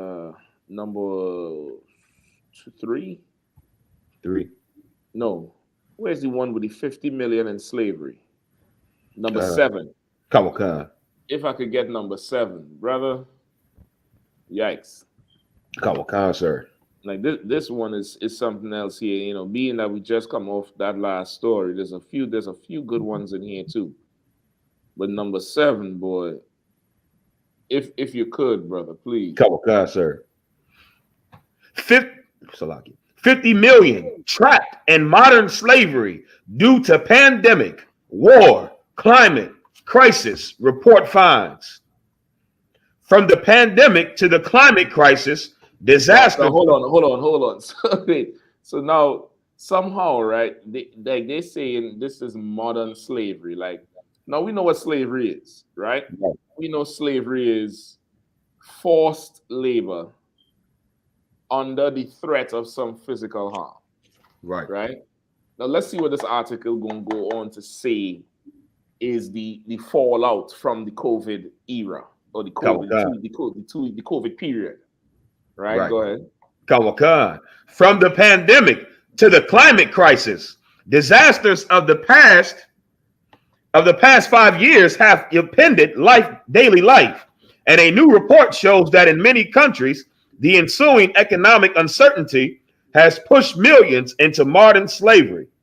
An estimated 50 million people worldwide are believed to be victims of forced marriage. And hold on. You see where we going? Right. You see where we going here. Now, I'm seeing the article. Up until this point, in my head, was people taking on jobs they don't want to. People, losing their homes, so they had to, do things, do some strange for some change. Right. You know what I mean? I'm thinking, oppression, like what we go through. Right. But they're saying, Michelle, the picture itself, if you scroll on the picture itself, the picture itself is somebody on top of, like it's trash. Like a landfill, like, like they're doing stuff that they don't want to do. You know what I mean? But it leads off with 50 million people worldwide are believed to be victims of forced marriage. Man. Right. Go ahead. Kawakan. And forced labor, up 25% from the last estimate in 2016, according to a new report published Monday by the International Labor Organization, Walk Free, and the International Organization for Migration. Modern slavery refers to forced labor and forced marriage when someone cannot refuse to comply or escape owing to threats, violence, and deception. The researchers conducted a series of surveys across more than 180 countries to come up with their results. According to the report, COVID-19, armed conflicts, and the climate crisis caused unprecedented disruption to employment and education, leading to an increase in poverty, unsafe migration, and gender-based violence, all risk for modern-day slavery. Now, but if I could, if that ain't proof to you that you should leave the world and come into the truth, something wrong with you. It seemed like during the COVID, there was more marriages and more babies in the school. But somehow the world, the institution of marriage, which every culture holds quote unquote sacred, has now turned into Rikers Island. Somehow it's lockdown on 12. Right. You know what I mean? Because 2 years passed where you couldn't go wherever you want. You disgusting crazy monsters in the world. You're so Christian, you just hate each other. And that this wasn't COVID fault. You just want to blame it on COVID because you want to go get a divorce now. But you felt trapped in your marriage from day one. For the women who they interviewed who felt trapped in their marriage, number one, because you're a hoe anyway, and you was gonna whore on whoever you was with. And number two, for the men, no matter whatever race you are, you feel trapped because you're weak. And you can't deal with whatever is the stress that comes with it. 2 years home, a little financial thing come true. Black people been living on financial stress for decades. Right. For decades. We ain't never, as prison, not prison, forced slavery. So like, sir, if I could, the oppressor would prefer that the pandemic would have caused more whoredom and more, more sex workers. And they thought that the pandemic meant, I can't wait to go back to the Philippines. I can't wait to go back down to Brazil. When in actuality, the pandemic caused for them women to have to get up under a man somewhere, have to get in some man's house where he's going to protect them and he's going to make sure they straight. And in return, you're going to be a wife. Goddamn it, you're going to get in there, cook and clean. If you scroll down a little bit further, there's some women going to get water from the village river or whatever they doing in the picture. But they wasn't getting that water before. They was doing what they wanted to do. Pandemic came, all the tourism shut down, ain't no jobs. You better do what that man tell you to do. They going to get carry whatever they carrying on their heads. They better go get it or get the sack. Whatever they doing with them sacks, there's some man that's waiting for them to come report back and let him know what's in that sack. But the oppressor would rather they put the sacks down and don't do anything to further their village or their community. But they would rather they just be waiting for the tourists to come. And waiting this for the oppressor to touch down. And so like it is further proof that that your oppressor hates you. Like Hispanics been picking the oranges. For how much? Right. For cents. Yes. For years, picking your strawberries. Making sure you have everything in the grocery. Now you're blaming it on the pandemic. No, the pandemic is the so-called oppressor. He's a pandemic. That's right. He's the problem. That's right. You understand? He is the problem. You know what I mean? All of a sudden now there's a problem. There's forced slavery. Well, that's been happening to the 12 tribes.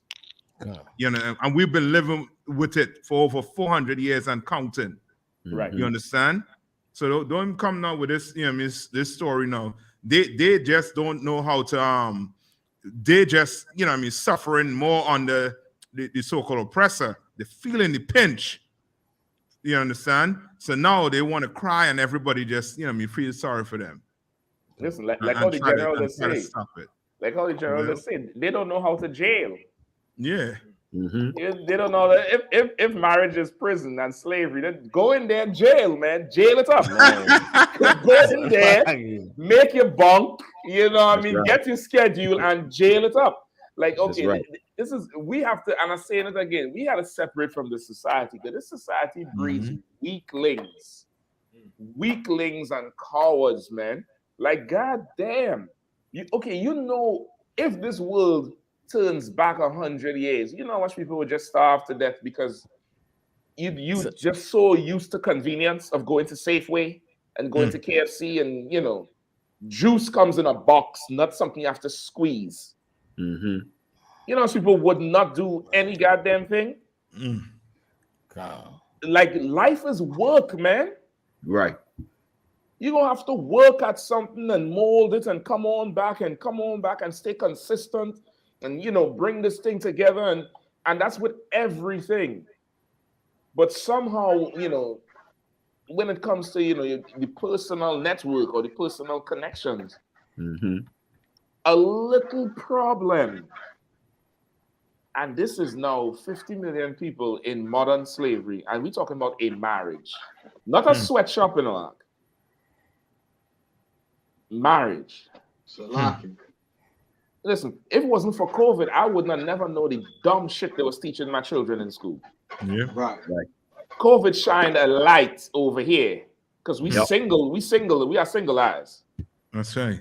But your dumbass in the world, COVID come and you turn your marriage into, plantation Egypt.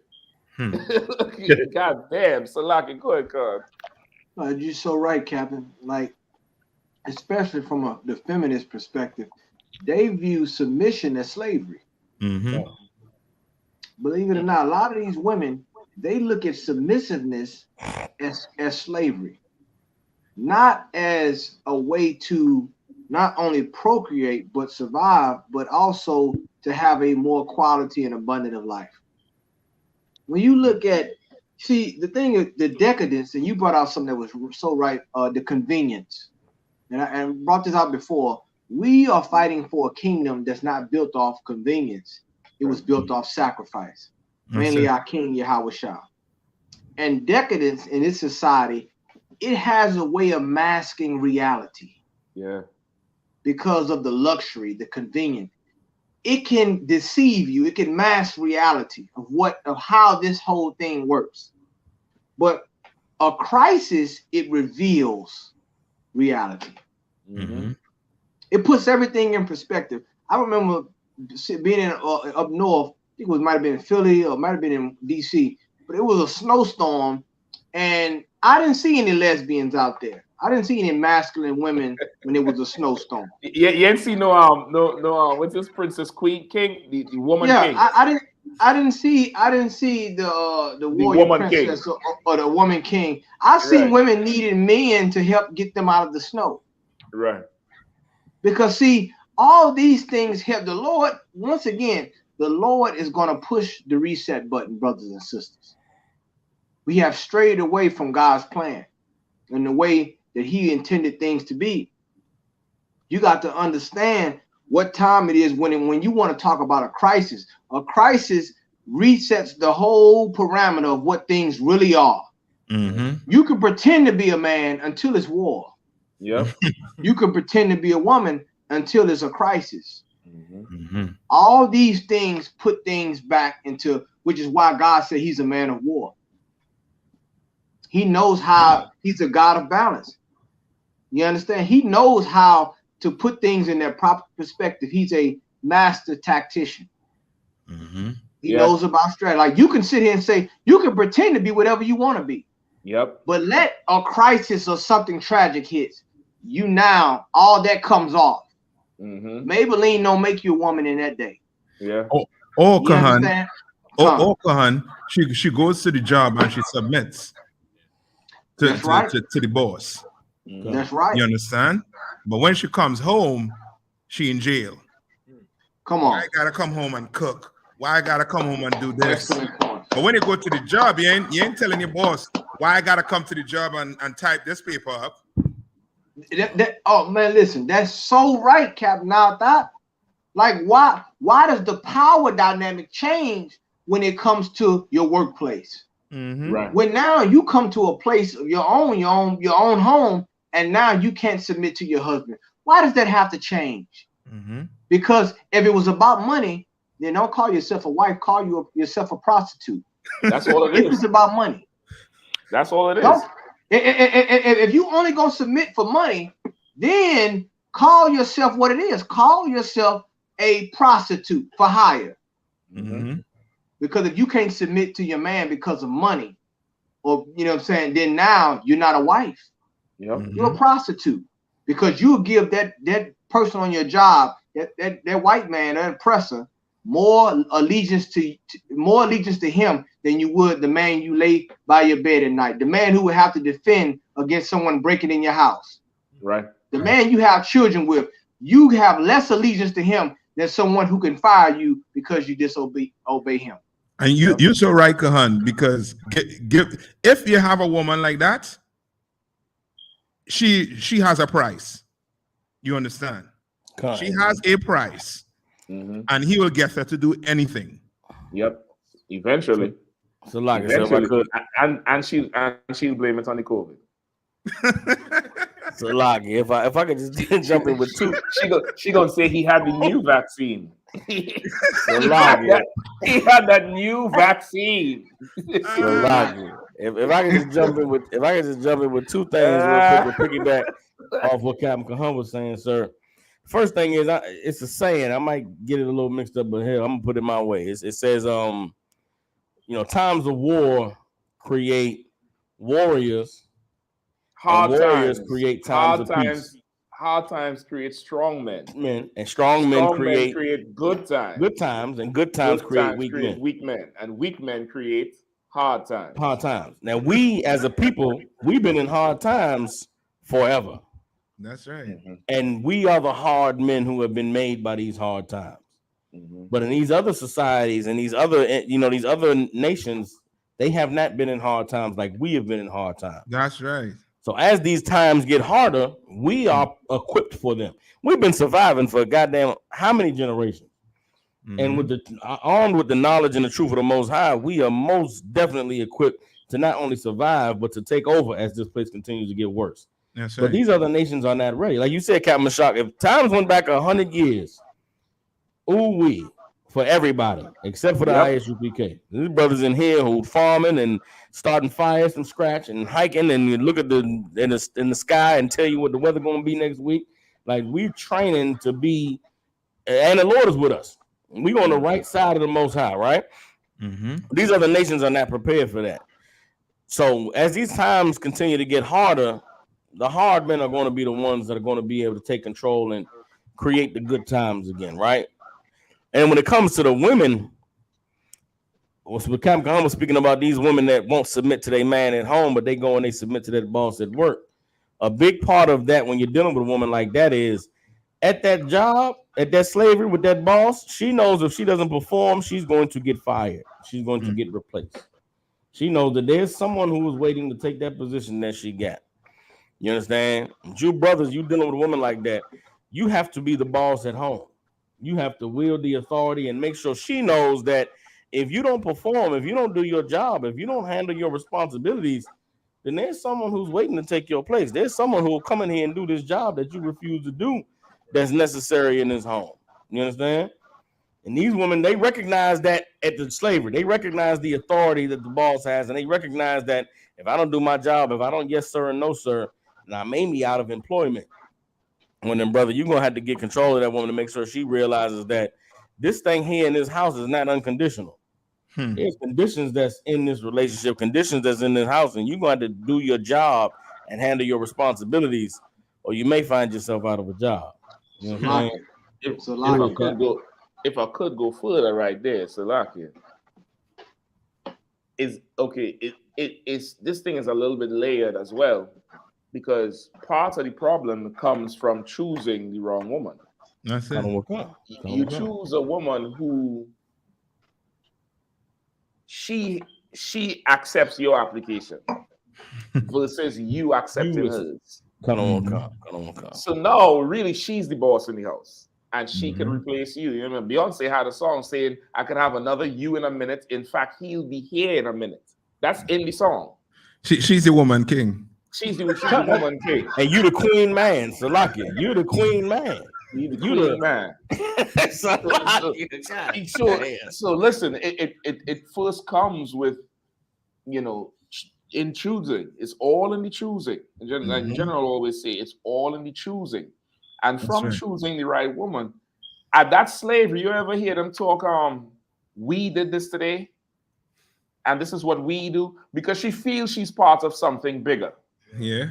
Now, once you choose right and she knows you're the boss, you could make her feel like she's part of something bigger too.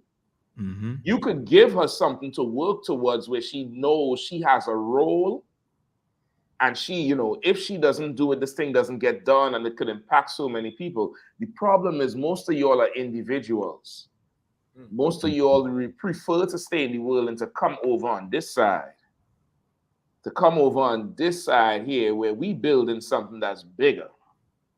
That's bigger. The sisters in here, you send one text, hey, the feast day tomorrow. They have a whole list of ingredients. They're overbuying ingredients. They're in the kitchen fighting over who gonna fry this and who gonna cook that, because it's something bigger. And we gonna do this. Forget about Passover and stuff like that. They come together. But being in the world, your life is so small. It's so small that the plantation is appealing to her because it represents something bigger. Now, my advice to brothers is come into the school. Let your woman see something magnificent. Yeah. Let her see something giant. Let her see something giant and be dwarfed. Let her see something giant. Listen, I know every brother in here done felt it before. When you pour on that long garment and that belt and all the iron, the metal clanking and clunk, clunk, and you're putting on your belt and your garment and you're straightening up, and you glance across there and she over there and she looking at you, and you could tell, like, yeah, bitch, I'm something. And she looking at you like, damn, this nigga cold. Bro, that's what your boss has over her. Yeah. That's what your boss has when he comes in there with that suit and that tie and talking about this and that. That's what he has. You get it, boy? Alawapanya? What? How about let's stop it up, Akim. I am not able to hear you all. I am not able to hear you all. I am not able to hear you all. I am not able to hear you all. I am not able to hear you all. We can hear you, sir. You not able to hear us. I am not able to hear you all. It's repeating. Hear you, sir. You not able to hear us. I am not able to hear you all. It's repeating. Hear you, sir. You not able to hear us. I am not able to hear you all. It's It's repeating. Hear you, sir. There's a loop. It's repeating. Hear you, sir. There's a loop. It's repeating. Hear you, sir. There's a loop. General, something playing in the background that just keeps repeating. General, something playing in the background that just keeps repeating. General, something playing in the background that just keeps repeating. General, something playing in the background that just keeps repeating. General, something playing in the background that just keeps repeating. General, let's see. Let's get General just a 2 seconds to try to work out that whole thing. He gonna join back right there. He coming in here to drop the nuclear bomb on this whole topic here. Blow up the plantation that they say they're on. Salaki, if I could, it's so right, Captain, what you're saying, because they don't understand what a real crisis is. You got a fuel crisis right there in Haiti, but it's something about like when you a man, like when you put in certain positions, you thrive because you're masculine. Like the man and you come, like you already a man, but when dangerous times come, they put you in certain situations. Like we understand as men, we understand how to deal with crisis because we think logically. You know what I'm saying? We're not emotionally driven. But a woman's mission is submission. And that's just the truth about life. Her mission is submission. And we have to understand that these women, like these feminists, why we are in eternal warfare with these feminists out here, man. Because they want to trick a lot of these women out of their spot. You think don't think that they wouldn't give up the chance to being masculine to be feminine if they could have the things that these feminine women have. They want it. They want that knight in shining armor. They want those different things. But they don't know that demon in them keeps them from that. And they hate women who possess those things. They hate women who possess that gift that you call compassion and being soft-spoken and shamefaced, like the scripture says, man. So all these things right here is going to reveal this society more and more as time goes on. And once again, the ISUPK will continue to be validated. I mean, like I said, on the streets, everybody's agreeing with us. I mean, who's not going to agree with the I.S.U.P.K and Commander General Yohanna right now with these things? If you Black, Hispanic, or Native American Indian, hell, even these heathens are agreeing with it. They say, well, look, we having the same problem in our country. You know what I'm saying? This going on. We know what y'all saying is right because they understand warfare. They understand psychological warfare and these different levels of warfare. They understand that, man. So what we saying shouldn't be foreign. As you're saying, Kahan, you know what I mean? Take them batteries away from them from the feminist movement. Take the God away. Come on. We'll see.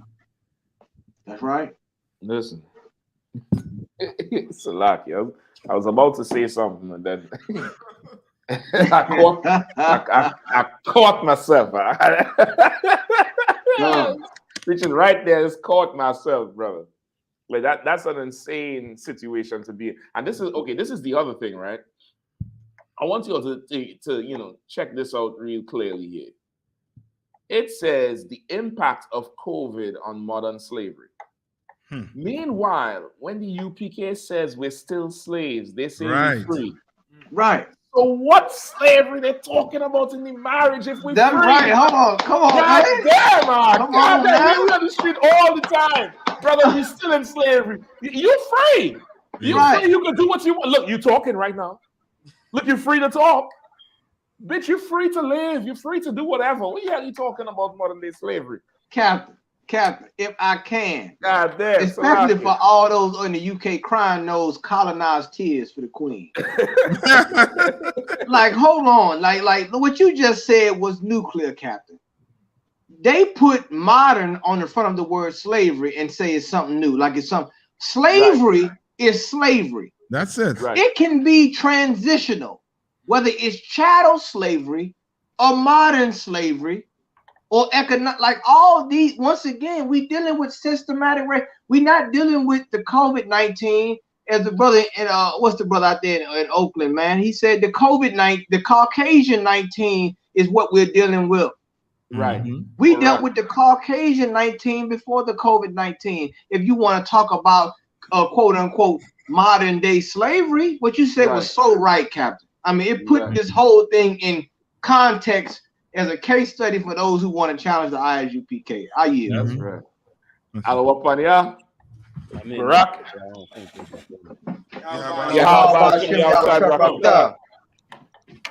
General, you can hear us now?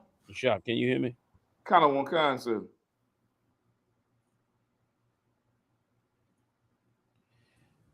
Mashak, can you hear me?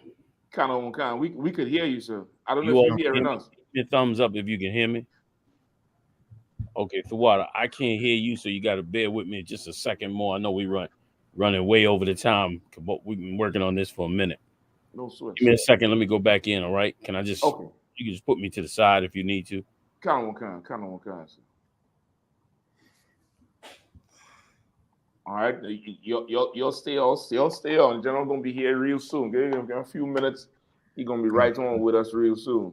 But yeah, man, like what modern slavery they talking about? I thought slavery didn't exist. I thought first we ain't slaves no more. Modern slavery, post-racial. I didn't own any slaves. What I say? You was never a slave, and I never owned no slaves. So what they talking about? Exactly. Like that's crazy. No. This slavery means something. Not our slavery, because we ain't get no reparation for that slavery. So now it has to be what? More than slavery. That'll come up with something new. You hear us now, sir? Yes, sir. You definitely could hear you, sir. You hear us?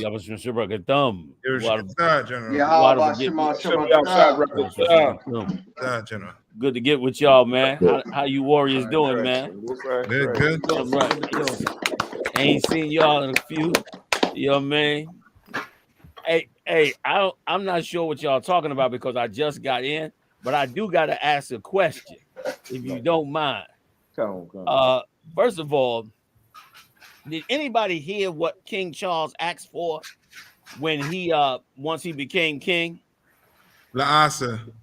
Okay, the minute he became king, he asked for 3 things. He said he wanted 3 things immediately. I'm gonna tell you about 2 of them. The third one is, I don't know if it's that important. I guess all 3 are. The first thing he asked for was he asked that his pajamas be properly ironed every night. What?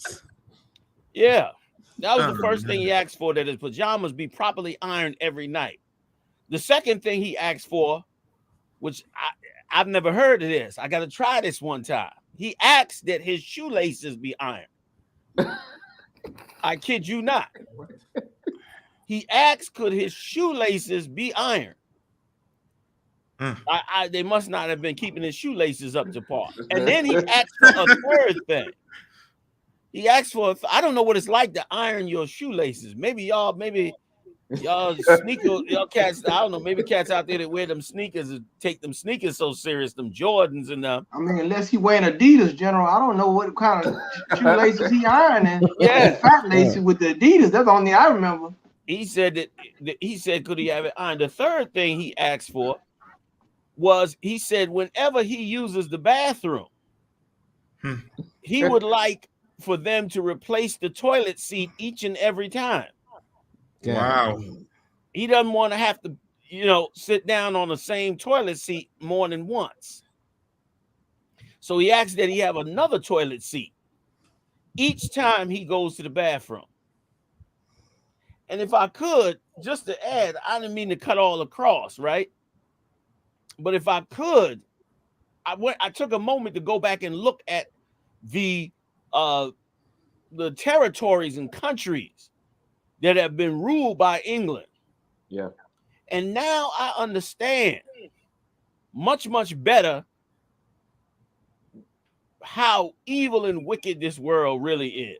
Like anybody that believes the idea that this world is a melting pot, you are completely and utterly blind and out of your damn mind.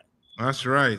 Because this place England, brother, is extremely powerful when it comes to different empires. I got to read a little bit of this if I could. All right. These are the territories that the monarchy has ruled over. And except for 3 territories, listen to this good, out of all these territories, except for 3 of these territories, countries and colonies, only 3 of them were ruled by white people. All of the rest of them are ruled by dark-skinned people. This world is made up simply of Edomites ruling over all dark nations. And the idea that the world is a melting pot and all that is ridiculous. This cat here sits over with the power and authority over directly over 50 countries. Indirectly, the whole damn world. And he doesn't even think for a moment to give any relief to any of those dark nations. People in Jamaica, in different islands, the British Isles, they live in shacks, literally metal tied together with wire. Hangers and metal tied together is what they living under.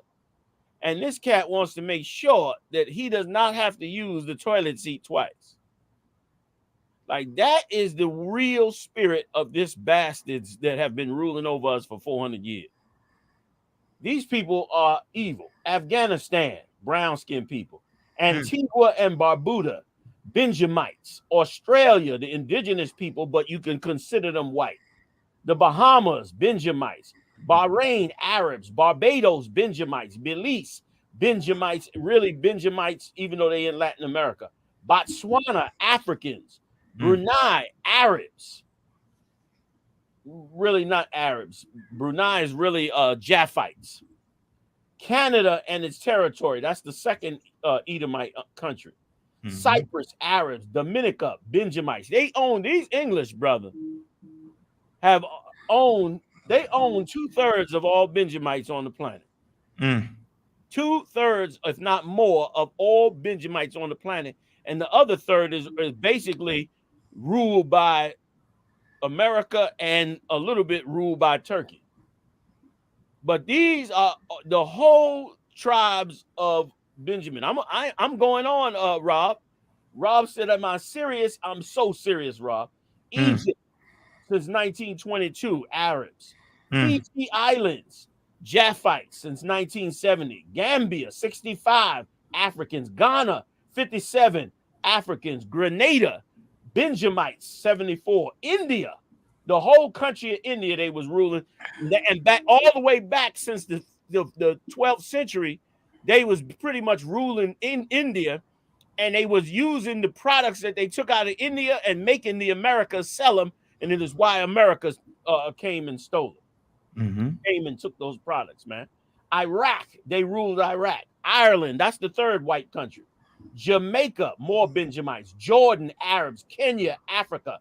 Kiribati, which are Japhites. Kuwait, Arab. Lesotho, Africans. Malawi, Africans. Malaysia, Japhites. The Maldives, I'm not even sure. Malta, Africans. Mauritius, Benjamites. Myanmar, which is Burma, which is Africans really. Nauru, Africans. New Zealand, Japhites. Nigeria, Africans. Pakistan, they ruled Pakistan till 47. Arabs. Qatar, Arabs. St. Lucia, more Benjamites. St. Kitts, more Benjamites. Nevis, more Benjamites. St. Vincent, more Benjamites. Grenada, Grenadina Islands, which is pretty much Benjamites. The Seychelles, I'm not even sure what that is. Sierra Leone, Israelites, because they came over there, but really the land of Africa. Solomon Islands, Benjamites. South Africa, really Japhite Solomon Island. South Africa, Africans. Sri Lanka, Arabs. East Indians. Sudan, Arabs. Swaziland, Africans. Tanzania, Africans. Tonga, Africans. Trinidad and Tobago to 62 Benjamites. Tuvalu, Africans. Uganda, Africans. United Arab Emirates, Arabs. The United States, which they held the territories for a little while, but those were just territories, but they did rule it, which you could consider that the fourth white country out of all these countries. Vanuatu, Africans. Yemen, Arabs. Zambia, Africans. Zimbabwe, Africans. Aquila and Bermuda, Anquila and Bermuda, Benjamites. British Antarctica territory, Japhites, Eskimos. British Indian Ocean territory, Benjamites.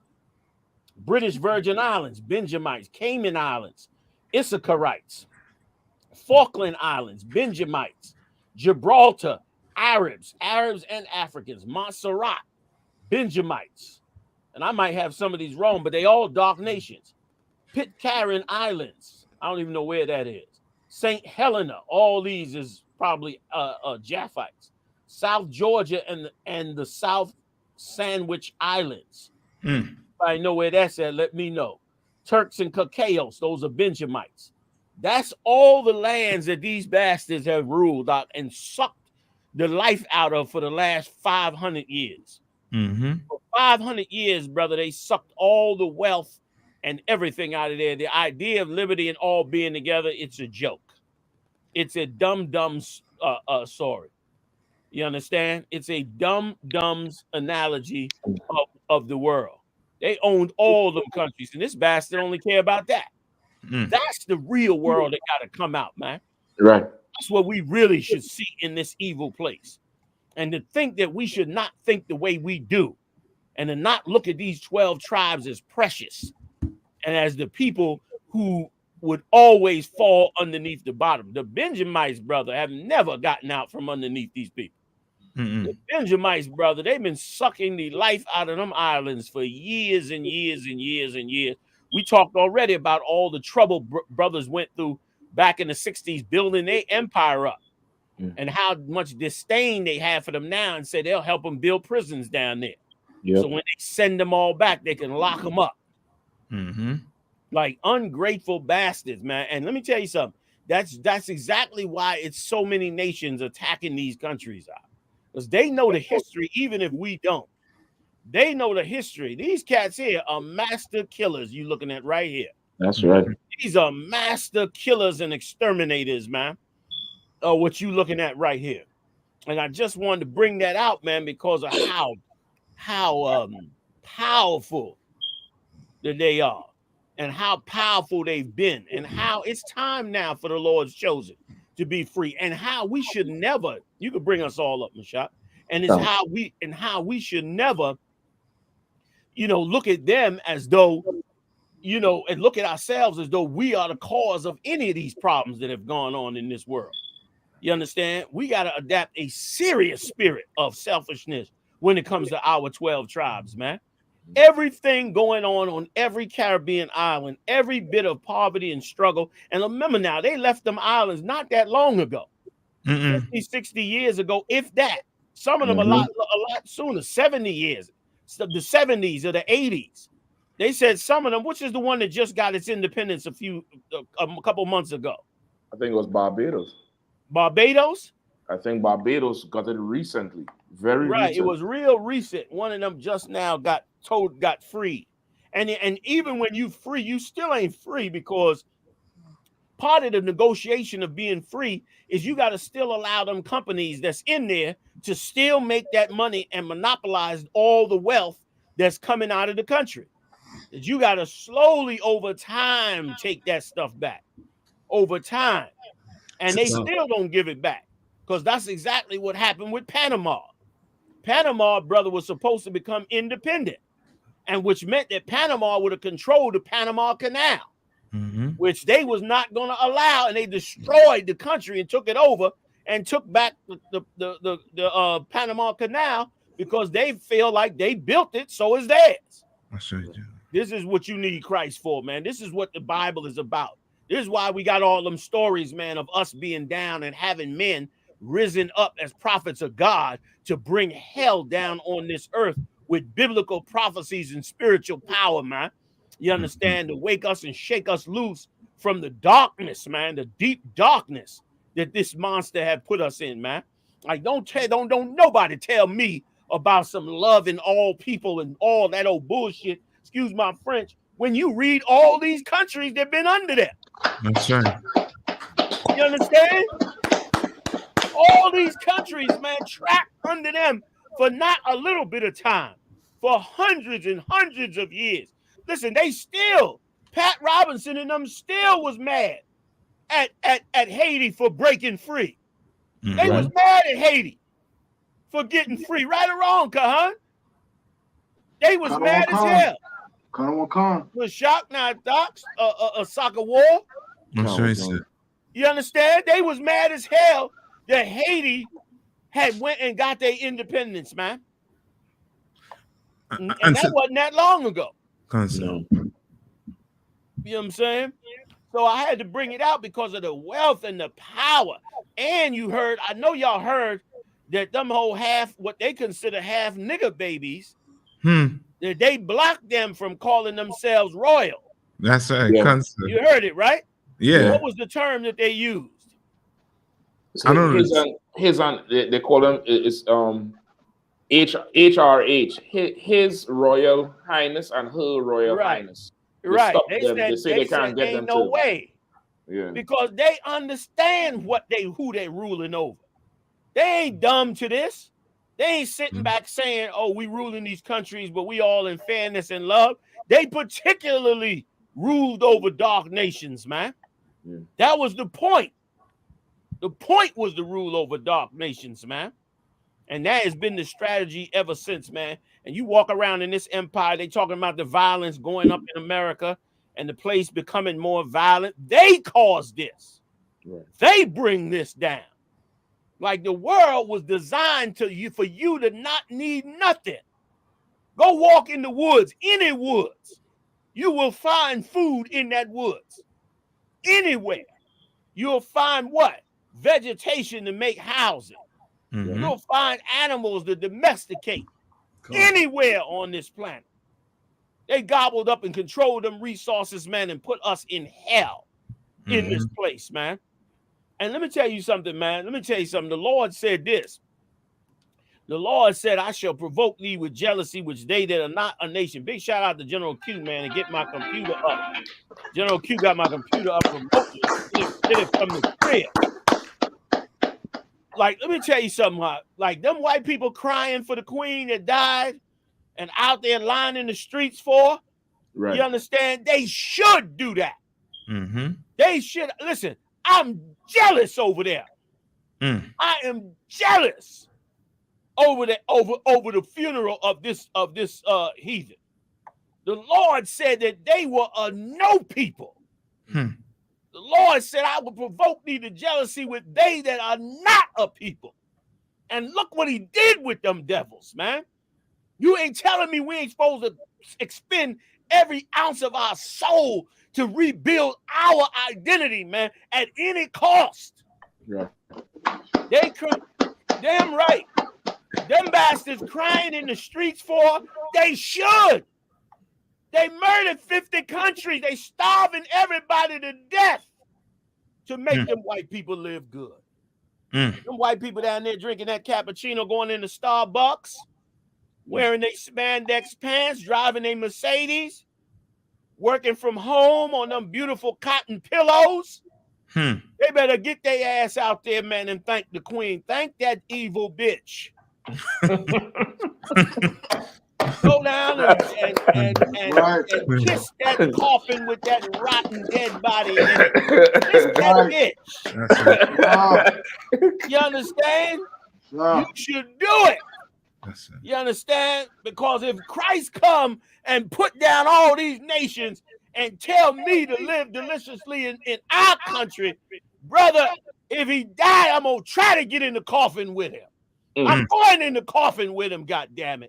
Because it ain't going to be no life without our king. Right. There will be no life without him. And that's why they crying for that bitch. And they should. She deserves it. Because she was brutal on us for it.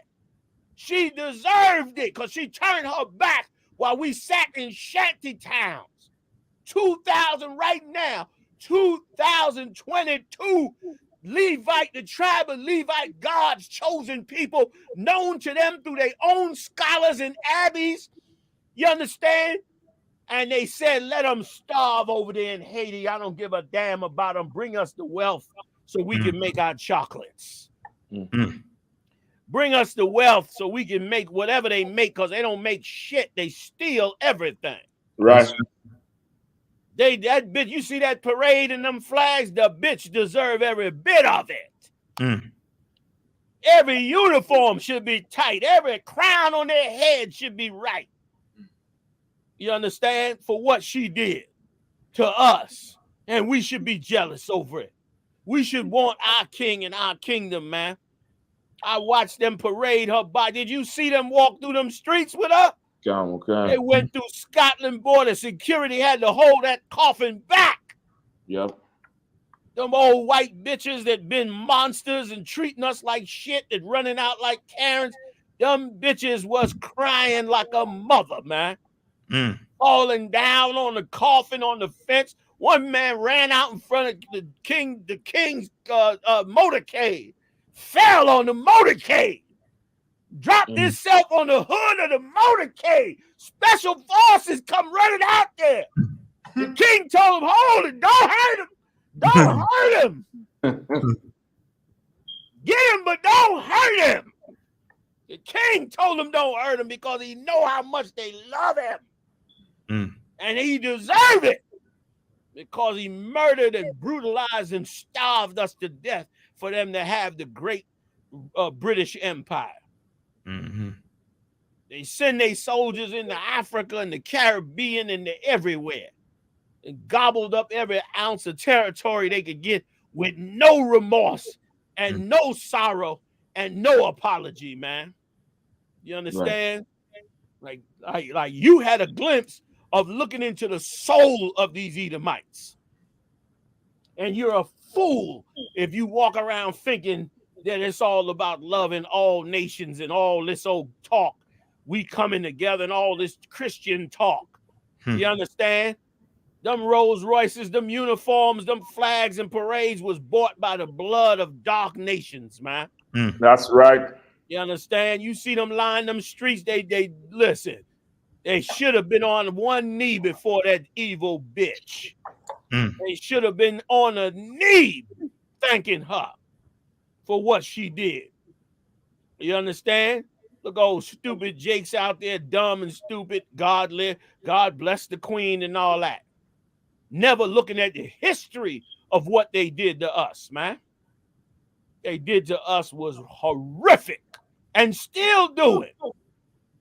And by goodness, it should be said simply so that we could stop this nonsense in our brainwashed mind into believing that we should somehow look at the world in a different way. This is the real world. This the world. You understand? This the world. Look at the Edomites out there cheering for that old bitch. Look at them cheering for, and they should. I'm jealous. I'm jealous. You understand? I'm jealous. They took the greatest king that ever walked the face of the earth, threw him in a sepulchre and rolled a stone over him. Said good riddance and goodbye. You understand? You know what I mean? And we deserve to have lost him with our dumb, stupid ass. Sat up there, had the king right there in the flesh, doing miracles before our dumb, sorry ass. And instead of doing what we needed to do, we killed the very one that delivered us. You think them crackers would ever lay a hand on Queen Elizabeth? Them niggas would kill you if you'd have got near that coffin. Yep. They'd have put you to death if you stood up in that street. All that talk, them Arabs talking, all that talk, it wasn't no Allahu Akbar shit that day. That's right. Allah stayed the fuck home. You hear me? That's right. Allah stayed in his motherfucking place that day. Excuse me. Allah behaved his goddamn self that day. You understand? It wasn't nobody threatening a goddamn thing because they knew that them Edomites knew what they got from their queen. They knew what they got.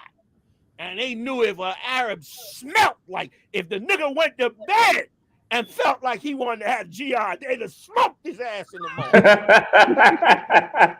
The nigga dreamed it. They'd have smoked his ass in the morning.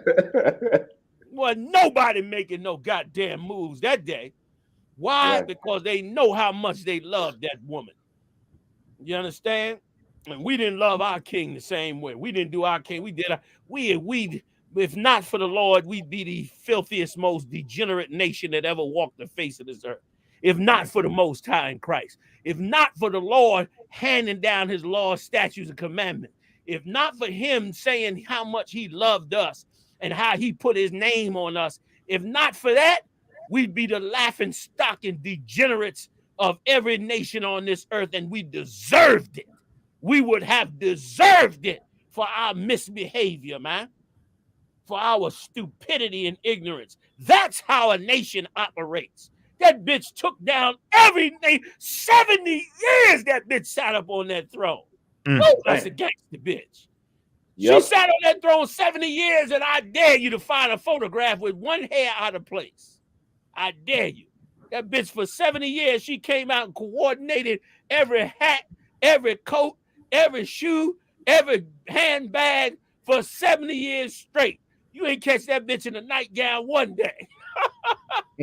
Not once. For 70 years. She ran that and made them people rich. Made their empire rich. Made their empire powerful. You understand? Look at that honor guard before her, man.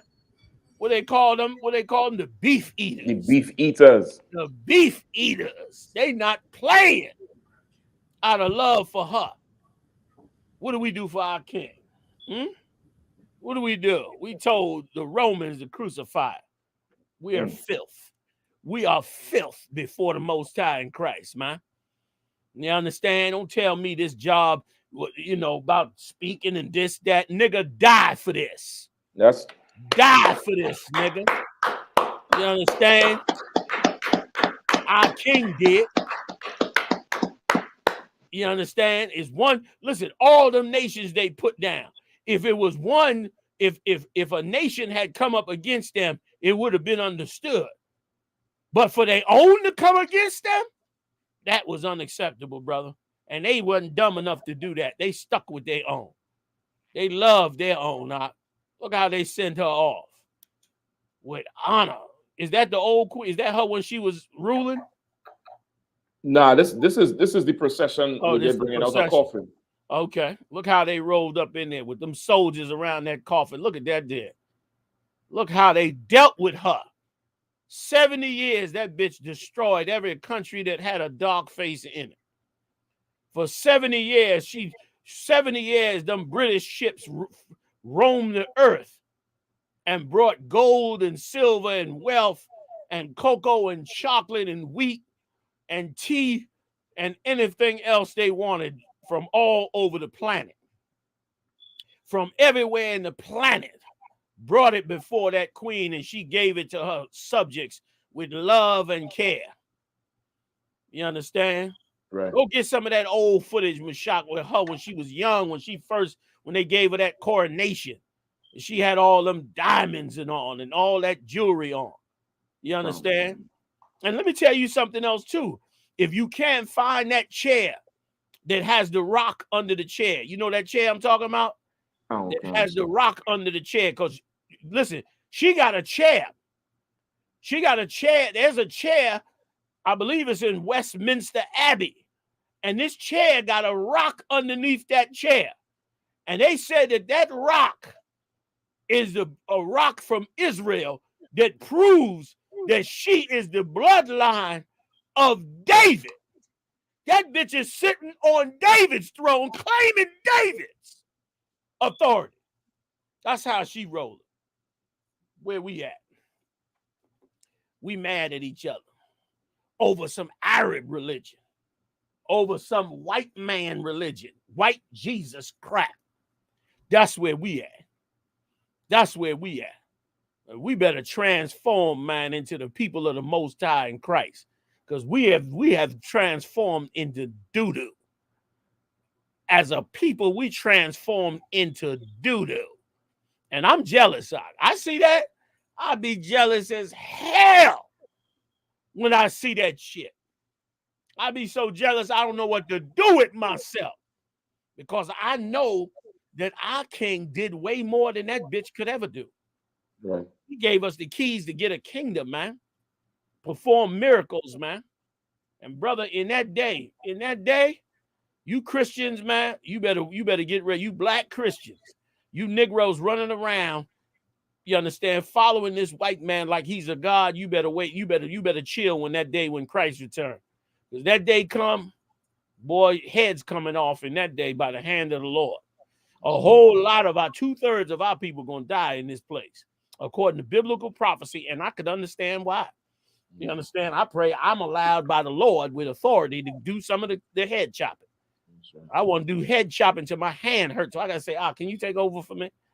I want to chop heads off till my arm is tired. So I can't chop no more goddamn heads off for the evil that we would do against ourselves, man. You understand? We opposing our own self. Like, we hate us more than anything. Them bastards, they love it. They love themselves. You was able to find him a shop? Come on. This is the chair right here. Yeah, look at it. That's it. That's the chair with the rock. Do you got a caption for it? Can you read anything on it? Yes, sir. It says, this is the graffiti-covered British coronation throne with the stone of destiny under it. That's what it's called. Stone of destiny. Break it down if it's more. Has it got more in it? Let me just get some Pinterest cut.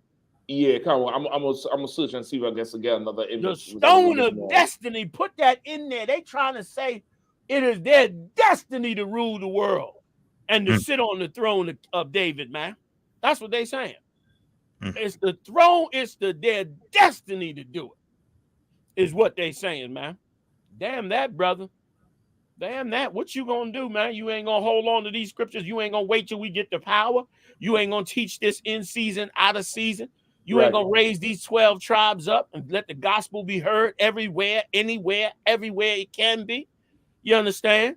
In this time, like, that's how they got that kingdom, man. That's how they got that damn kingdom. Did I lose y'all? Can y'all hear me? No, we can hear you, Con. Read it for me if you got it. The stone of destiny, man. Meanwhile, all them dark nations, they rule. Right. And Charles get in power, and he said, listen, make sure I got a fresh toilet seat every time I go to the bathroom. He take a dump twice a day. That's how many toilets. They got to have 14 toilet seats in there each week. They probably going to have a whole room full of fresh toilet seats. Just to make sure that every time he take a dump of a cat, or probably a Negro, run up in there and unscrew that toilet seat and put a new one on there. So that when he go back to take another one, they have another one waiting for him. You understand? Some black woman, some Benjamite sitting up in there somewhere in that castle ironing goddamn shoelaces for this bastard. You telling me slavery is over and all this old bull crap when none of that's true. Right. None of that true. Benjamites coming out of the Caribbean right now still going to the United States and England doing what they call domestic work, working in rich white people houses. Yep. More so now because they threw the Mexicans out. So they in there even more so now. You understand? And you telling me for slavery is over. Yeah, okay. Yeah, okay. Keep believing that bull if you want to. You found it? You found it? Yes, sir. Yes, sir. There's a right up here. The stone of destiny. Stone of destiny to return to London for King Charles' coronation. Go ahead. Go ahead. Break it down. Do they describe it? Yeah, come on. The stone of destiny, a pink-colored sacred sandstone, and the symbol of Scotland's monarchy, will return to Westminster Abbey for King Charles' coronation. In 1926, England's King Edward I removed the stone from Scotland. King Edward the first had it built into a new throne, a coronation chair in Westminster Abbey in London. Built into the coronation chair, the Stone of Destiny was used in the coronation ceremonies of the monarchs of England and later Great Britain. However, it was returned to Scotland in 1996. Queen Elizabeth II sat on this chair, which had the Stone of Destiny built into it. She was crowned the Queen in 1953. And then they just have, there's some pictures here. Let me select here. Okay, they don't go all into the history of the stone itself. Salaki, if I may, sir. You got it? I have a little bit, sir, on it, sir. Go ahead. Wakan. The other legends place the origins of the stone in biblical times. What? What? That disgusting bitch sits on that stone. She gets up there and sits on that stone. In essence, her ass is on the authority of Scotland. Right. Which was ruled by us at one time. Right. Give me some more. Khan. Other legends place the origins of the stone in biblical times and identify it as the stone of Jacob. Of who? Of Jacob. That's who she's saying she's sitting on. We know it's not true, but why is it so important to them? They get ready to bring it from Scotland back for Charles to sit his ass on it. Right. God knows where they pull. They probably did dig that up in Jerusalem. They calling that the stone of Jacob. They sit their ass on the stone of Jacob, the father of the 12 holy lost tribes of the children of Israel. Right. Read on. Give me some more. Khan, sir. Taken by Jacob from Bethel while on the way to Haran. This very same stone of Jacob was then supposedly taken to ancient Ireland by the prophet Jeremiah. And then it goes as references Genesis 28, sir, 10 through 22, sir. So they trying to say that and they call it the stone of destiny, meaning they are destined to rule. Don't tell me they ain't got no religion. Right. They got a religion and they know who they ruling over. Right. And to sit on the stone itself is like a desecration. It's like you got your ass on the stone. Right. Like to say, we rule. We rule. We rule over Jacob and the 12 tribes. And that is true. Right. You look at all that they rule all over this earth. That is true. And now getting ready to conquer some of space. Like this here is a formidable nation. You hear me? Right. A formidable evil nation. And they deserve to be loved by their people. We the only hard-headed ones that will not show the love of the Lord. That's right. We the only hard-headed ones. You understand? Y'all add some scriptures to it. Let's keep going. We the only ones that will take on that foul, evil spirit against the Most High. The scripture says, ye are they that strive against the priest. Right. The whole nation's supposed to turn to the UPK and humble themselves and learn this truth and come back before the Most High, man. Lord said, you strive against the priest. We tried to kill Moses coming out the wilderness, trying to free us. Killed Christ. Succeeded in killing him. Tried to kill Peter and Paul several times. We monsters, man. We monsters against our own self. Right. Not for the Most High and these laws, statutes, and commandments, and these rules and regulations. We destroy ourselves, man. Right. We destroy our own dumb, stupid, carnal selves. You're going to tell me you don't need the Most High. You independent, you this, you that. You are a nutcase. You are a nutcase. They falling on that bitch's coffin because she deserves it. Go ahead. What y'all holding? I know if you want Thessalonians, so the Maya Whatever you prediction. Second Thessalonians chapter 2 verse 3. Let no man. Okay, no sir. And they said this bitch is the second longest reigning monarch in the world. Only to, I think, King Louis, they said. Look at that chariot. Did you see that chariot? Go back to it. Can you go back to that? Come on. Look at that chariot she's in.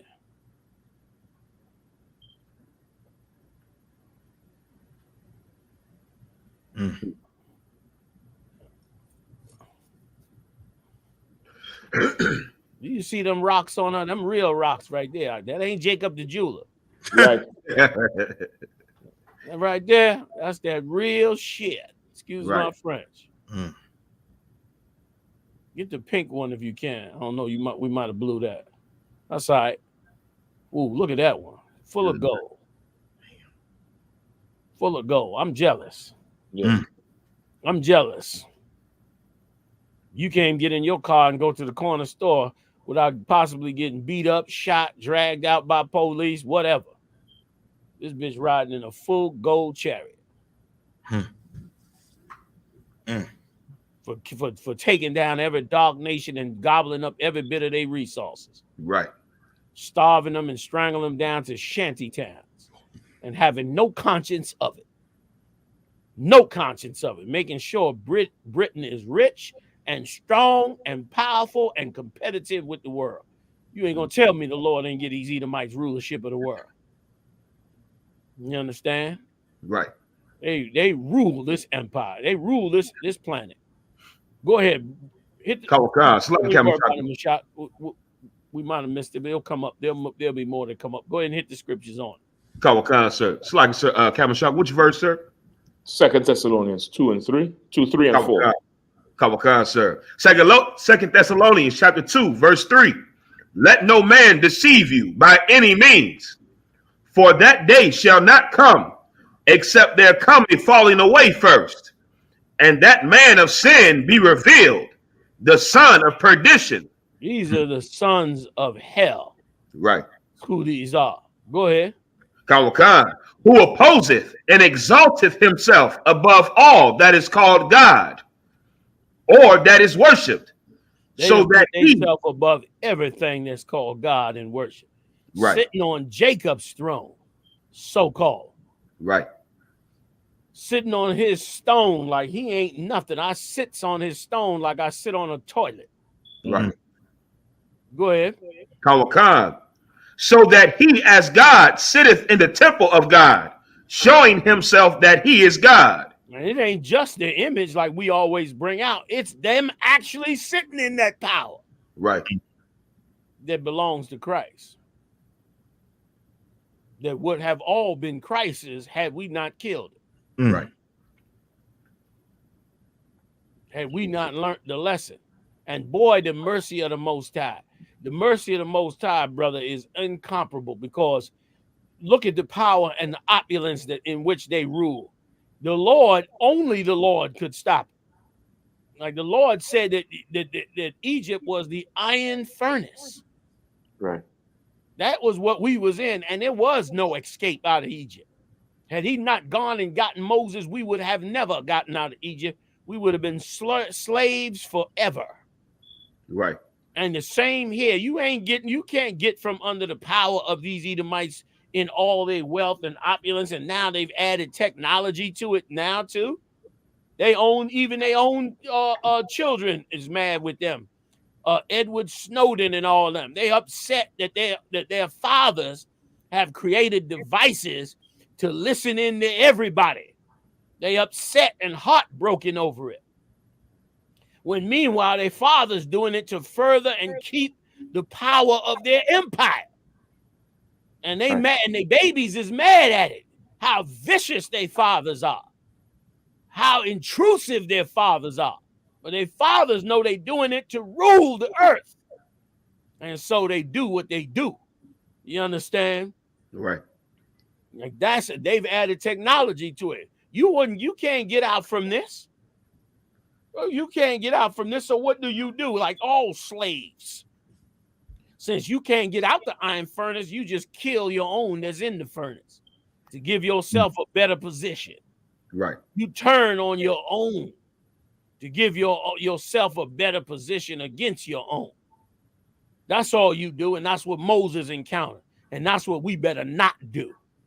That's what we better see and walk with. Look at them stones. I am jealous. Look at them stones, brother. Like that ain't Costco. Right. You understand? That stuff sitting on her, brother. You know what I mean? You think you rocking bling bling. That's bling bling. Yeah. Okay. That's that's real bling. You know what I mean? Like them stones, look at them rocks, look at them nuggets all up on the top of her crown. That's all that's real. Right. You understand? So if you think, you could escape it, please. Look at the Arabs. Arabs were sending bombers, putting bombs in their balls, bombs in their shoes, strapping bombs all over them. Them Edomites went over there and leveled their countries. They sitting in power and authority over the whole damn world. And I'm good and jealous. Christ deserves that. Christ deserves that, and we deserve to follow him like they follow her and better. Right. You understand? Meanwhile, this trifling piece of garbage turns around and sits on the throne with the so-called stone of Jacob underneath. Like I done conquered y'all. Y'all done. I sit on the top of it now. Look at all this jewelry and stone. Look at them real rubies out. You ain't seen a ruby like that. That clear, that big. Look at that there. Triple layers on them pearls. Salaki General. Come. Salaki, if I may, I have some statistics on her crown that she wore, sir. If I may. Khan, sir. It says the crown sparkles with nearly 3,000 stones, including 2,868 diamonds. Good night. 273 pearls, 17 sapphires, 11 emeralds, and 5 rubies. They said it can be quite hard to look at sometimes because of the sheer light that comes off of them. Damn. You get up on them, boy. The light coming off that thing. Good night. You understand? That's why the men that stand with Christ going to have crowns of gold. They're going to be able to see through all of this madness, man, and all this darkness and see who really is supposed to rule the earth. A black man by the name of Jesus Christ, Yahawashi in the Hebrew, his true name. That's right. You understand? Like that's who's supposed to rule this earth. And we be able to see it, and it's why we should walk with him and why we should learn the horrible lessons of our forefathers in the past and how horrible and base and such suckers we was for these other nations to do what they did to us, man. Right. Here we are thousands of years later, our brothers and sisters living in shacks while they sit on the stone of Jacob. I mean, the ultimate insult to our face as the people of God. Right. You got more in that scripture? That was the end of that, sir. Come. John, I don't see you want Isaiah 47:1. Go ahead. Khan. Isaiah chapter 47, verse 1. Come down and sit in the dust. That's right. O virgin daughter of Babylon. Come sit in the dust. They ain't sitting in the dust. You think because you see some old beach bum white boy in your hood, it look like they suffering like we suffering. No, my brother. That is not the case. The Lord gonna make them sit in the dust. This is who's getting ready to sit in the dust right here. Go ahead. Khan.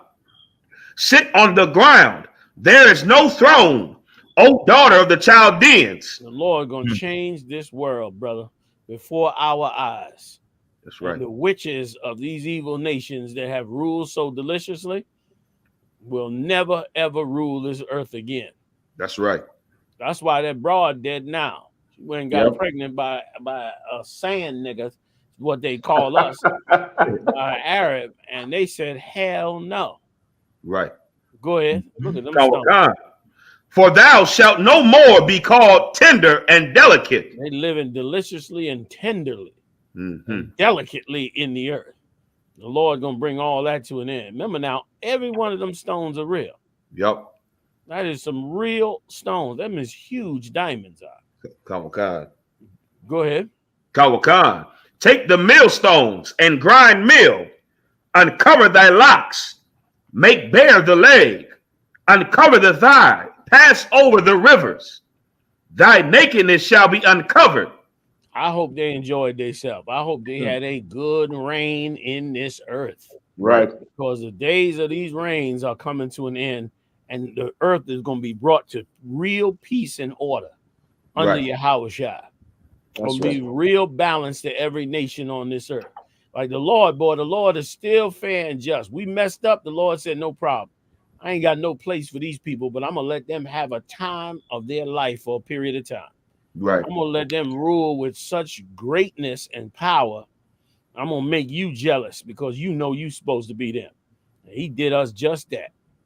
Is that it on that verse? It's a little bit more, sir. Salakia, sir. Go ahead. Could I give you the figure of how much the crown they estimated it to be? Yeah. Boy, oh boy. They say some jewelry experts have estimated it to be worth between 3 billion and 5 billion pounds. Jesus Christ. With the 317 carat. I can't pronounce that word. It's some diamond at the center of the piece alone being estimated at 400 million pounds. Yeah. One stone, 400 million. That's if I could, so that's 3 the same billion. If I could, so that's the same stone here. I think the diamond, they say she took it from South Africa, and the ruby she took it from India. They both want it back right now. But this diamond, to put it in the crown, they had to break it up. And the small diamonds that you see encrusted, is that big one. After they cut it down to put it in, is they take the small one and put it all over the crown. So it definitely got all that it worth that much. And them countries saying they want the shit back now, but they ain't no good. Boy, they better sit back and wait, because ain't no way they giving up that all them diamonds. Right. $3 billion crown on their head. 3 billion. That's the gross national product of some small countries. Yes. 3 billion sits on her head, while our sisters put a rag on their head and hope that they can feed their babies by the day's end. Hope that it does not rain, so they don't have to sleep with rain raining into their house because of the sheet metal that's on the roof. And you telling me we living in a fair and equal world? You telling me we all gonna pray to Jesus and we gonna all die and all of us gonna be sitting in heaven together with Jesus because we all repented? Right. No, brother, you must be kidding me. Look at that. That's just the scepter. Look at the stone in that. That's just the scepter. And that's only one scepter, so there are 3 of them. They got 3 of them. They got and that was 3 just of them. one scepter. Yeah. Brother, please. Don't even gas me up. You understand? Like, we got to raise our nation up. And that's why what we do is so noble, because only a fool believes anything that they saying. Right. Like they ain't talking humility, all that Jesus talk, and they going to them churches and all of that. They ain't thinking about none of that, man. They about that. They about getting that money from every nation on earth. And they'll take it and take it and take it until there's nothing left of you, and then they'll still take some more. Right. You know what I mean? And I think that's what that Diana was trying to say. Like, we got so much. You know what I mean? Let's help these people. Like, she started trying to reach out to them in Africa and all that, probably pissed them off. Because in their mind, we are nothing but slaves. That's all we are. You understand? That's all we are. They gave her a send-off like she deserved. She deserved that send-off because she killed and murdered and brutalized and took over and robbed everything they could get their hands on to make their empire great. And for that, they should thank her dearly and all that. Look at all them stones in that thing. And all of it real. It don't even look real. If it look like you buy some costume jewelry somewhere. Because you ain't never see stones that big. Yeah, When meanwhile, all of it is real. That's $3 billion. $3 billion. It sits on her head. God, if I could, General Salaki, they say the funeral is supposed to be Monday. It costing them $81 million. To send the bitch, they're gonna spend $81 million to send the bitch to the grave. And that's just for Monday. That ain't the figure for the whole 12 days. God, that's just Monday alone. Yes. And listen, and it's heavy you say that because that's exactly what the pharaohs did. They spent 20 years building them pyramids, man, and then had their possession and took every bit of it with them in that goddamn tomb. Talk about the ultimate selfishness. They took that shit with them in the tomb while we were starving, trying to feed ourselves, struggling, fighting and killing and robbing, trying to survive. They go in the grave in Egypt with all the gold and diamonds that they had, took it with them. Took it in the grave with them. Damn that, brother. Like these nations, none of these nations give a damn about us. Yeah. We need the Lord to take care of us. We need the Lord to turn to. And shame on us for not doing it, from the time he came to us, man.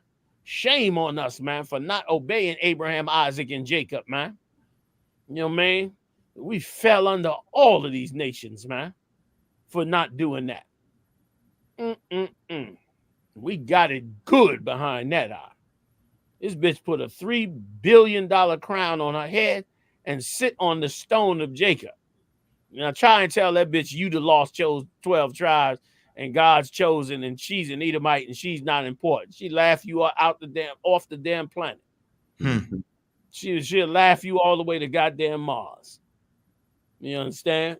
Until Christ come and plague these nations and bring them down. You understand? And bring them to their proper place, which is shortly soon to come. Same way them Romans fell, all of these empires gonna fall. Because they got no conscience for nobody. They got no conscience for the victims of their brutality. Go ahead. Was that it more? Was there more on that or that was it? It's just a little bit left, sir. Let's finish it right quick and then I'll yield. Kawakan, sir. Thy shame shall be seen. I will take vengeance, and I will not meet thee as a man. That's what I'm talking about. The vengeance that will not come as a man. You know what I mean? That vengeance that's not going to come as a man, but as something from the Lord. Like everybody will know in that day that it is the Lord that wants this thing to be done. That's right. Go ahead. Kawakan, sir. Look way back then. Look at her. Look at them diamonds and stones. That's one of her grandmothers. Right. You know what I mean? Go ahead. Kawakan, sir. As for our Redeemer, the Lord of hosts is his name. The Lord of hosts is his name. Israel. I'm sorry. Go ahead. Salaki, sir. As for our Redeemer, the Lord of hosts is his name. The Holy One of Israel. Damn right, brother. Like that's who we got to go get redeemed from. He laid us out that blueprint and we to live and die if necessary to carry out that blueprint, man, and hold that body together like we need to. Because this is shame upon shame upon shame. They deserve it, man. Hats off to them, man, for that evil bitch they had. The Lord gave them the evilest bitch they could get. And for 70 years, she reigned and robbed and pillaged and took everything every nation had. And gobbled it up and fed herself with it and fed her own nation with it, man. Hats off to her. Right. I'm waiting on Christ to do the same. Look at them crowns. Good Lord. All right. I yield.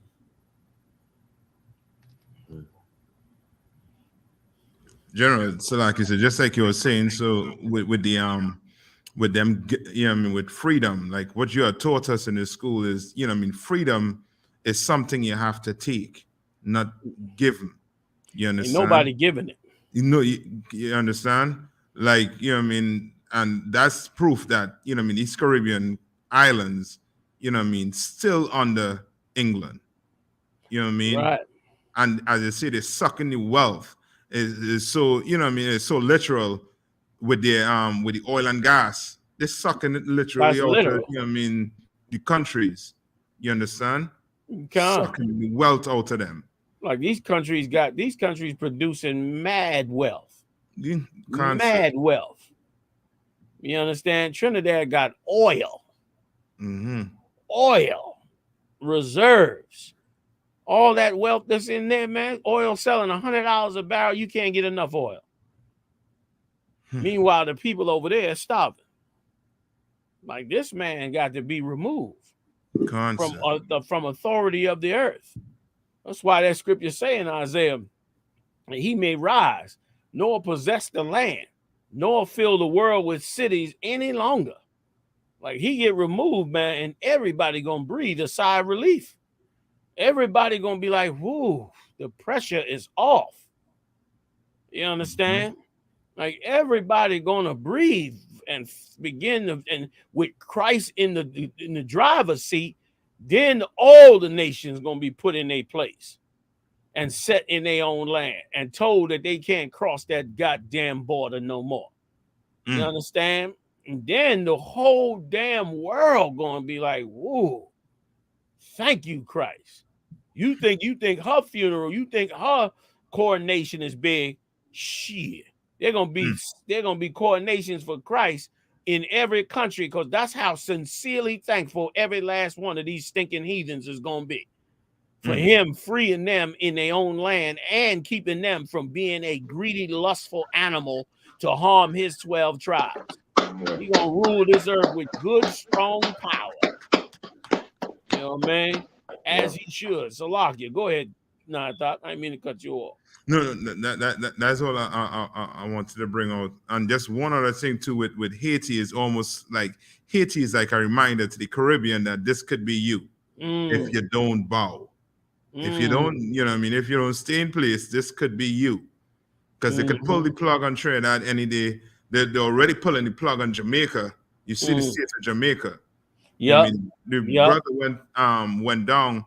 I forget which part of Jamaica. There's a statue of Queen Victoria, which I believe is the grandmother of the queen that just passed away. Yeah. Understand? And they have a statue down there in Jamaica. You know what I mean? In all the poverty, that statue standing tall. Tall and erect. Concert. And inscribed on it is saying that she was over India and Jamaica. It's, you know what I mean, which lets you know that, you know what I mean, the so-called royal family, you know what I mean, is built on pillage and robbery. Yes. You know what I mean? Just like America was built. I mean, it ain't no different. You know what I mean? That's right. You know what I mean? As I say, you know what I mean, they giving her the proper burial. Yeah, they should be thankful for her. They should be on their knees thanking God that he gave them her and the two brutal broads that was before her. You know what I mean? Like she reigned 70 years. If that was her grandmother, that statue, goddamn, probably a couple 100 years old. Constant. They've been ruling and robbing and pillaging and stealing the resources from these dark nations, and is why Jamaica is in the state it's in right now. You understand? Got to get loans from them. Can't sell their fruits and vegetables. Can't go out to the sea and dig up what they need to produce. Like the Caribbean is supposed to be some of the biggest fisheries in the world. That's it. They right there on the water with all the clear water fish. You understand? There's more red snapper down in the Caribbean, brother, than anywhere else in the earth. You know what I mean? There's supposed to be so much red snapper coming in. That's supposed to be they industries, man. You know how much sugar, you know how much sugar cane? You know how much sugar grows on them Caribbean islands, man? How much sugar, tons and tons and tons of sugar is supposed to be traveling all over the world from them Caribbean islands. Some of them got oil. Oil. They're supposed to be rich as those Middle Eastern countries, man. But all them resources get BP come get all that oil. Yeah. BP take the British Petroleum come get all that. Bring that right on back home to her, and they go up there and divvy that up and work that out and pay them workers a few dollars more than the ones starving on the goddamn ground, and going back home and tell everybody else to kiss their ass. Yeah. You know what I mean? Get them a good towel and sparkle up them diamonds for the next coronation and enjoy the hell out themselves in this empire. We in slavery, man, on a global level. Which is why this place is gonna be plagued so horribly by the Lord. Salaki, no, I thought. No, that was it, sir. God. So I don't know if y'all we over the time. I'm waiting on y'all, whatever y'all want to do. I'll go to the goddamn sun up. So like I just want to say, General, that it's heavy because today in today's history, this is when Cuba nationalized its banks, all U.S. banks, when Fidel overthrew the government down there in Cuba. Oh yeah, they just nationalized all their banks. No, this is in history. Like on this day in history, that's when they, you know what I'm saying, they marked it day when Cuba nationalized all them U.S. banks down there, you know what I'm saying, when, of course, when America had Cuba. But once they took over, you know what I'm saying, to get those resources to nationalize it, you know, but it's just crazy how a lot of these countries are being, you know, like in a vampire state, the countries like the UK and stuff, you know, the Queen and all that, taking all the resources out of these lands, man. And the people don't have anything. They don't even have their natural resources. You know what I'm saying? Like, it's all being exported or taken to another country. You know what I'm saying? Another kingdom. So it's heavy to bring it out, sir. Forget about Central and South America. I mean, everything grow down there. Everything. All the medicine, everything grow out there, man. You understand? And they sucking the life out of them indigenous brothers and sisters, man. You understand? Half of them already ruled by Edomites. The half that's not ruled by them, you understand? The Edomites controlling all the resources and everything for it, man. We in captivity, man. We in worldwide captivity, man. And we got a solution, and that's Yahweh shine them scriptures, and we better take hold of it. That's we right. Get down for the get down on what we supposed to have. You know what I'm saying? Oh God. Crazy. You know, man. General, if I could, like how you were saying, you know, when Christ come back, how they're gonna be rejoicing at his rulership. Like she had to go and rob and kill and take them jewels and them riches. When the scriptures say we had to leave the gates open day and night because they will be willingly bringing the shit to us. Yeah, they're gonna be willingly because so many heads gonna get cut off. They ain't gonna be willingly in the beginning, but enough of them heads get stacked up there. You see enough of your cousins at the gate with one eyeball missing. You might want to bring Christ a gift too. You know what I mean? You might be like, well, my cousin, my great cousin, and my great cousin, they all at the gate. They head up there at the gate. And now it's me. I think I'm gonna bring Christ a gift because I don't want my head to be on the gate with the other three. That's right. He's gonna bring it willingly because he's gonna put death on them for all this that they've done in the earth so far. And so, yeah, you're right. Yeah, they're gonna bring it. Then they're gonna bring. The scriptures say they're gonna carry they're gonna carry his sons and daughters, meaning us, on their back to bring us before him. Like everybody gonna want to serve him and make him happy and bless him and thank him and all that the way they done did for the queen. You understand? We can't get out the iron furnace. That's why I don't listen to no stupid niggas that try to tell us that we got to turn around and harm each other and turn on each other and try to go war against. I ain't listening to none of that. When I say niggas, I'm talking about all 12 tribes because every last tribe got somebody good and stupid who thinks that they can be a revolutionary. When you got to be a revolutionary the way Yahweh was a revolutionary. He was a real revolutionary in bringing these 12 tribes together, man, and putting us in a nation like we supposed to. Because you got simple ass Benjamites, Levites, Judites, all of them. The Latino tribes, all of them that think somehow you're going to get out the iron furnace by going and getting carnal. Like, you better stay spiritual and hardcore. You understand? You better be wise as a serpent and harmless as a dove. You better be granted on this truth. And it's for sure what we do here in the UPK. We bout this thing, man. And we understand this thing. You know what I mean? And Christ's going to get what he deserves. He's going to get his kingdom and everything beautiful and glorious that comes with it. You know what I'm saying? God. That's right, sir. Salakia. Go ahead, Mashak. No, that was it. So that's like they gotta pay. They definitely gotta pay for what they're doing. Like they say this winter in England, they're expecting 1 in 3 houses to be going through cold because they ain't gonna be having enough money for heat. Meanwhile, they find $81 million for one funeral. Like people ain't dying every goddamn day. Yeah, I mean people dying every day. They find $81 million for this broad funeral, and not to mention all the money they have with the Duchy of Cornwall and the Duchy, all the property they own.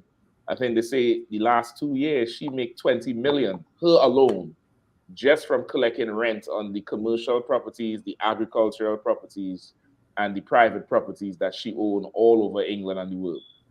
They said that son, what's his name? Is Harry the son or the other one? Charles. Charles, the one who's the king or the other one? The son. No, Andrew. Diana's son. Diana's sons is the oldest Harry. one. It's Harry and who the oldest? William. I think it's William. That's the one who's in line after Charles. Well, they gave him an island worth $1 billion. Yes. He just got it. They gave him an island worth $1 billion. And you know why it's worth $1 billion? It probably got oil on it. Right. But they took something from somewhere in their empire worth $1 billion and they gave it to him. As once she died, they handed him the island worth $1 billion. Yeah. Okay. That's just his trap. That's his cash. They said he gets $25 million a year is his salary. Yeah. $25 million a year. That's just his salary. That's nothing, but it's just his money for being in the royalty. He get $25 million. And they gave him the island worth $1 billion. And they stole that from a dark nation. Ain't no islands where no white people are except England. Hell. And they stole that. So wherever that island come from, they stole it from somebody. They said it's worth $1 billion. It's probably one of them islands they lying and saying, don't go on the island, it's uninhabited, that nobody, we don't want nobody on that island because the natives will kill you and all that. They put 1,000 videos on YouTube. They ain't telling you they running that island and it's full of oil and diamonds and gold and they just ain't touching it because they got enough wealth and power that they don't need to touch it. You know what I mean? So you're right. That's a sad state of us. We got work to do. We hitting them trenches, man. We hitting them streets. Damn this kingdom. We gonna work on the one that's coming after it. There ain't no hope to try to be a part of this kingdom. Dumb, stupid Israelite politicians sitting up there joining the empire, trying to make something happen in the empire. Man, this empire is gone. It's the iron furnace. They didn't already control this. Everything. It's a total ripoff now. You understand? And now they bringing in the white supremacist as the president. And black people joining them too. All over. You see all over. Black people is joining Donald Trump. Saying that Donald Trump looked out for them with all them programs and all that money. You understand? Meanwhile, Biden did the same thing. Both of them is politicians and liars any damn way. Who gives a damn? The point is, this empire is done. It's time to work on the new empire that's coming, and that's Yahushua's empire. That's the one to work on. Damn right, bro. That's the one to work on. I mean to keep jumping in on y'all. If I could, John, like you said, like Egypt, they call Egypt the iron furnace. They call America the melting pot. That's it. It's the same. It's the same thing. Like you always taught us. It's the same. This is just an extension of that empire. You know what I'm saying? With the same principles and the oppressive principles they have. It's the same thing. We gotta conform and to be somebody we not. You know what I'm saying? They gotta melt away your culture. They gotta melt away your identity and call you somebody new. You know what I'm saying? Or you identify as somebody new. So like what you're saying is so right. That the iron furnace and the melting pot, it's the same kind of oppression. Damn. That's a hell of analogy you just laid out right there. Like that's the same. The melting pot and the iron furnace, they the same. That's right. Ain't nothing changed. They the same. It's deep. That's deep.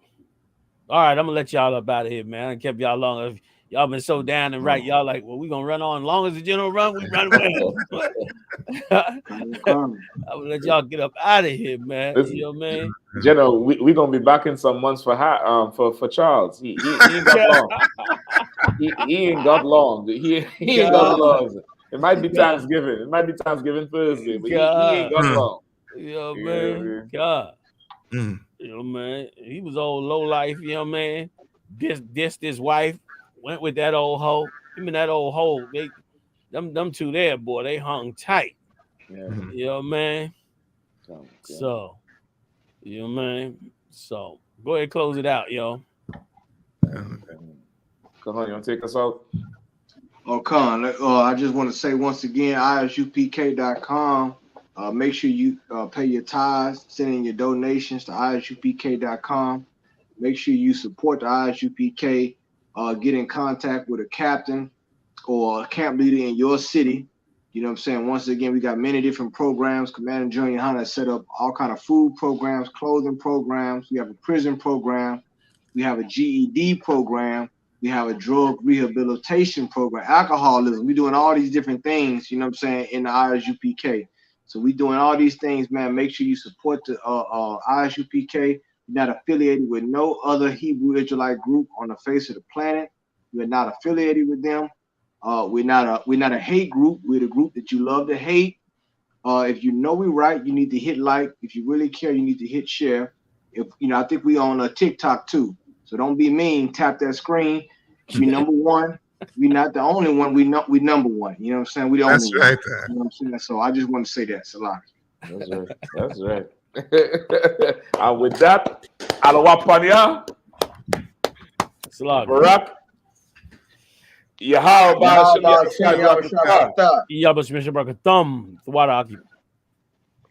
so it's a water for coming through again, sir. Most time Christ. I appreciate y'all having me. Come on, sir. Sure. I got you.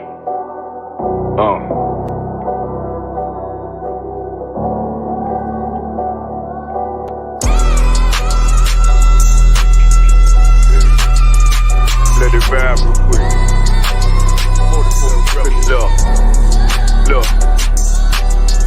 See the eyes. It's time to vote God. My God, a real nigga.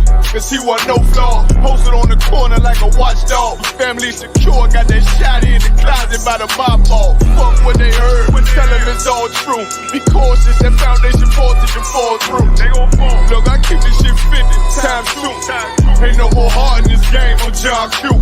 Colder than the avalanche. Way above average. Offense taste sweet. Told him make me an apple-tree. Left us in the valley full of bones. This where hope found. Child become a man. Dark sands get broke down. Riding through Evanston with Mark Quad. Telling me how them crackers turned his childhood to a ghost town.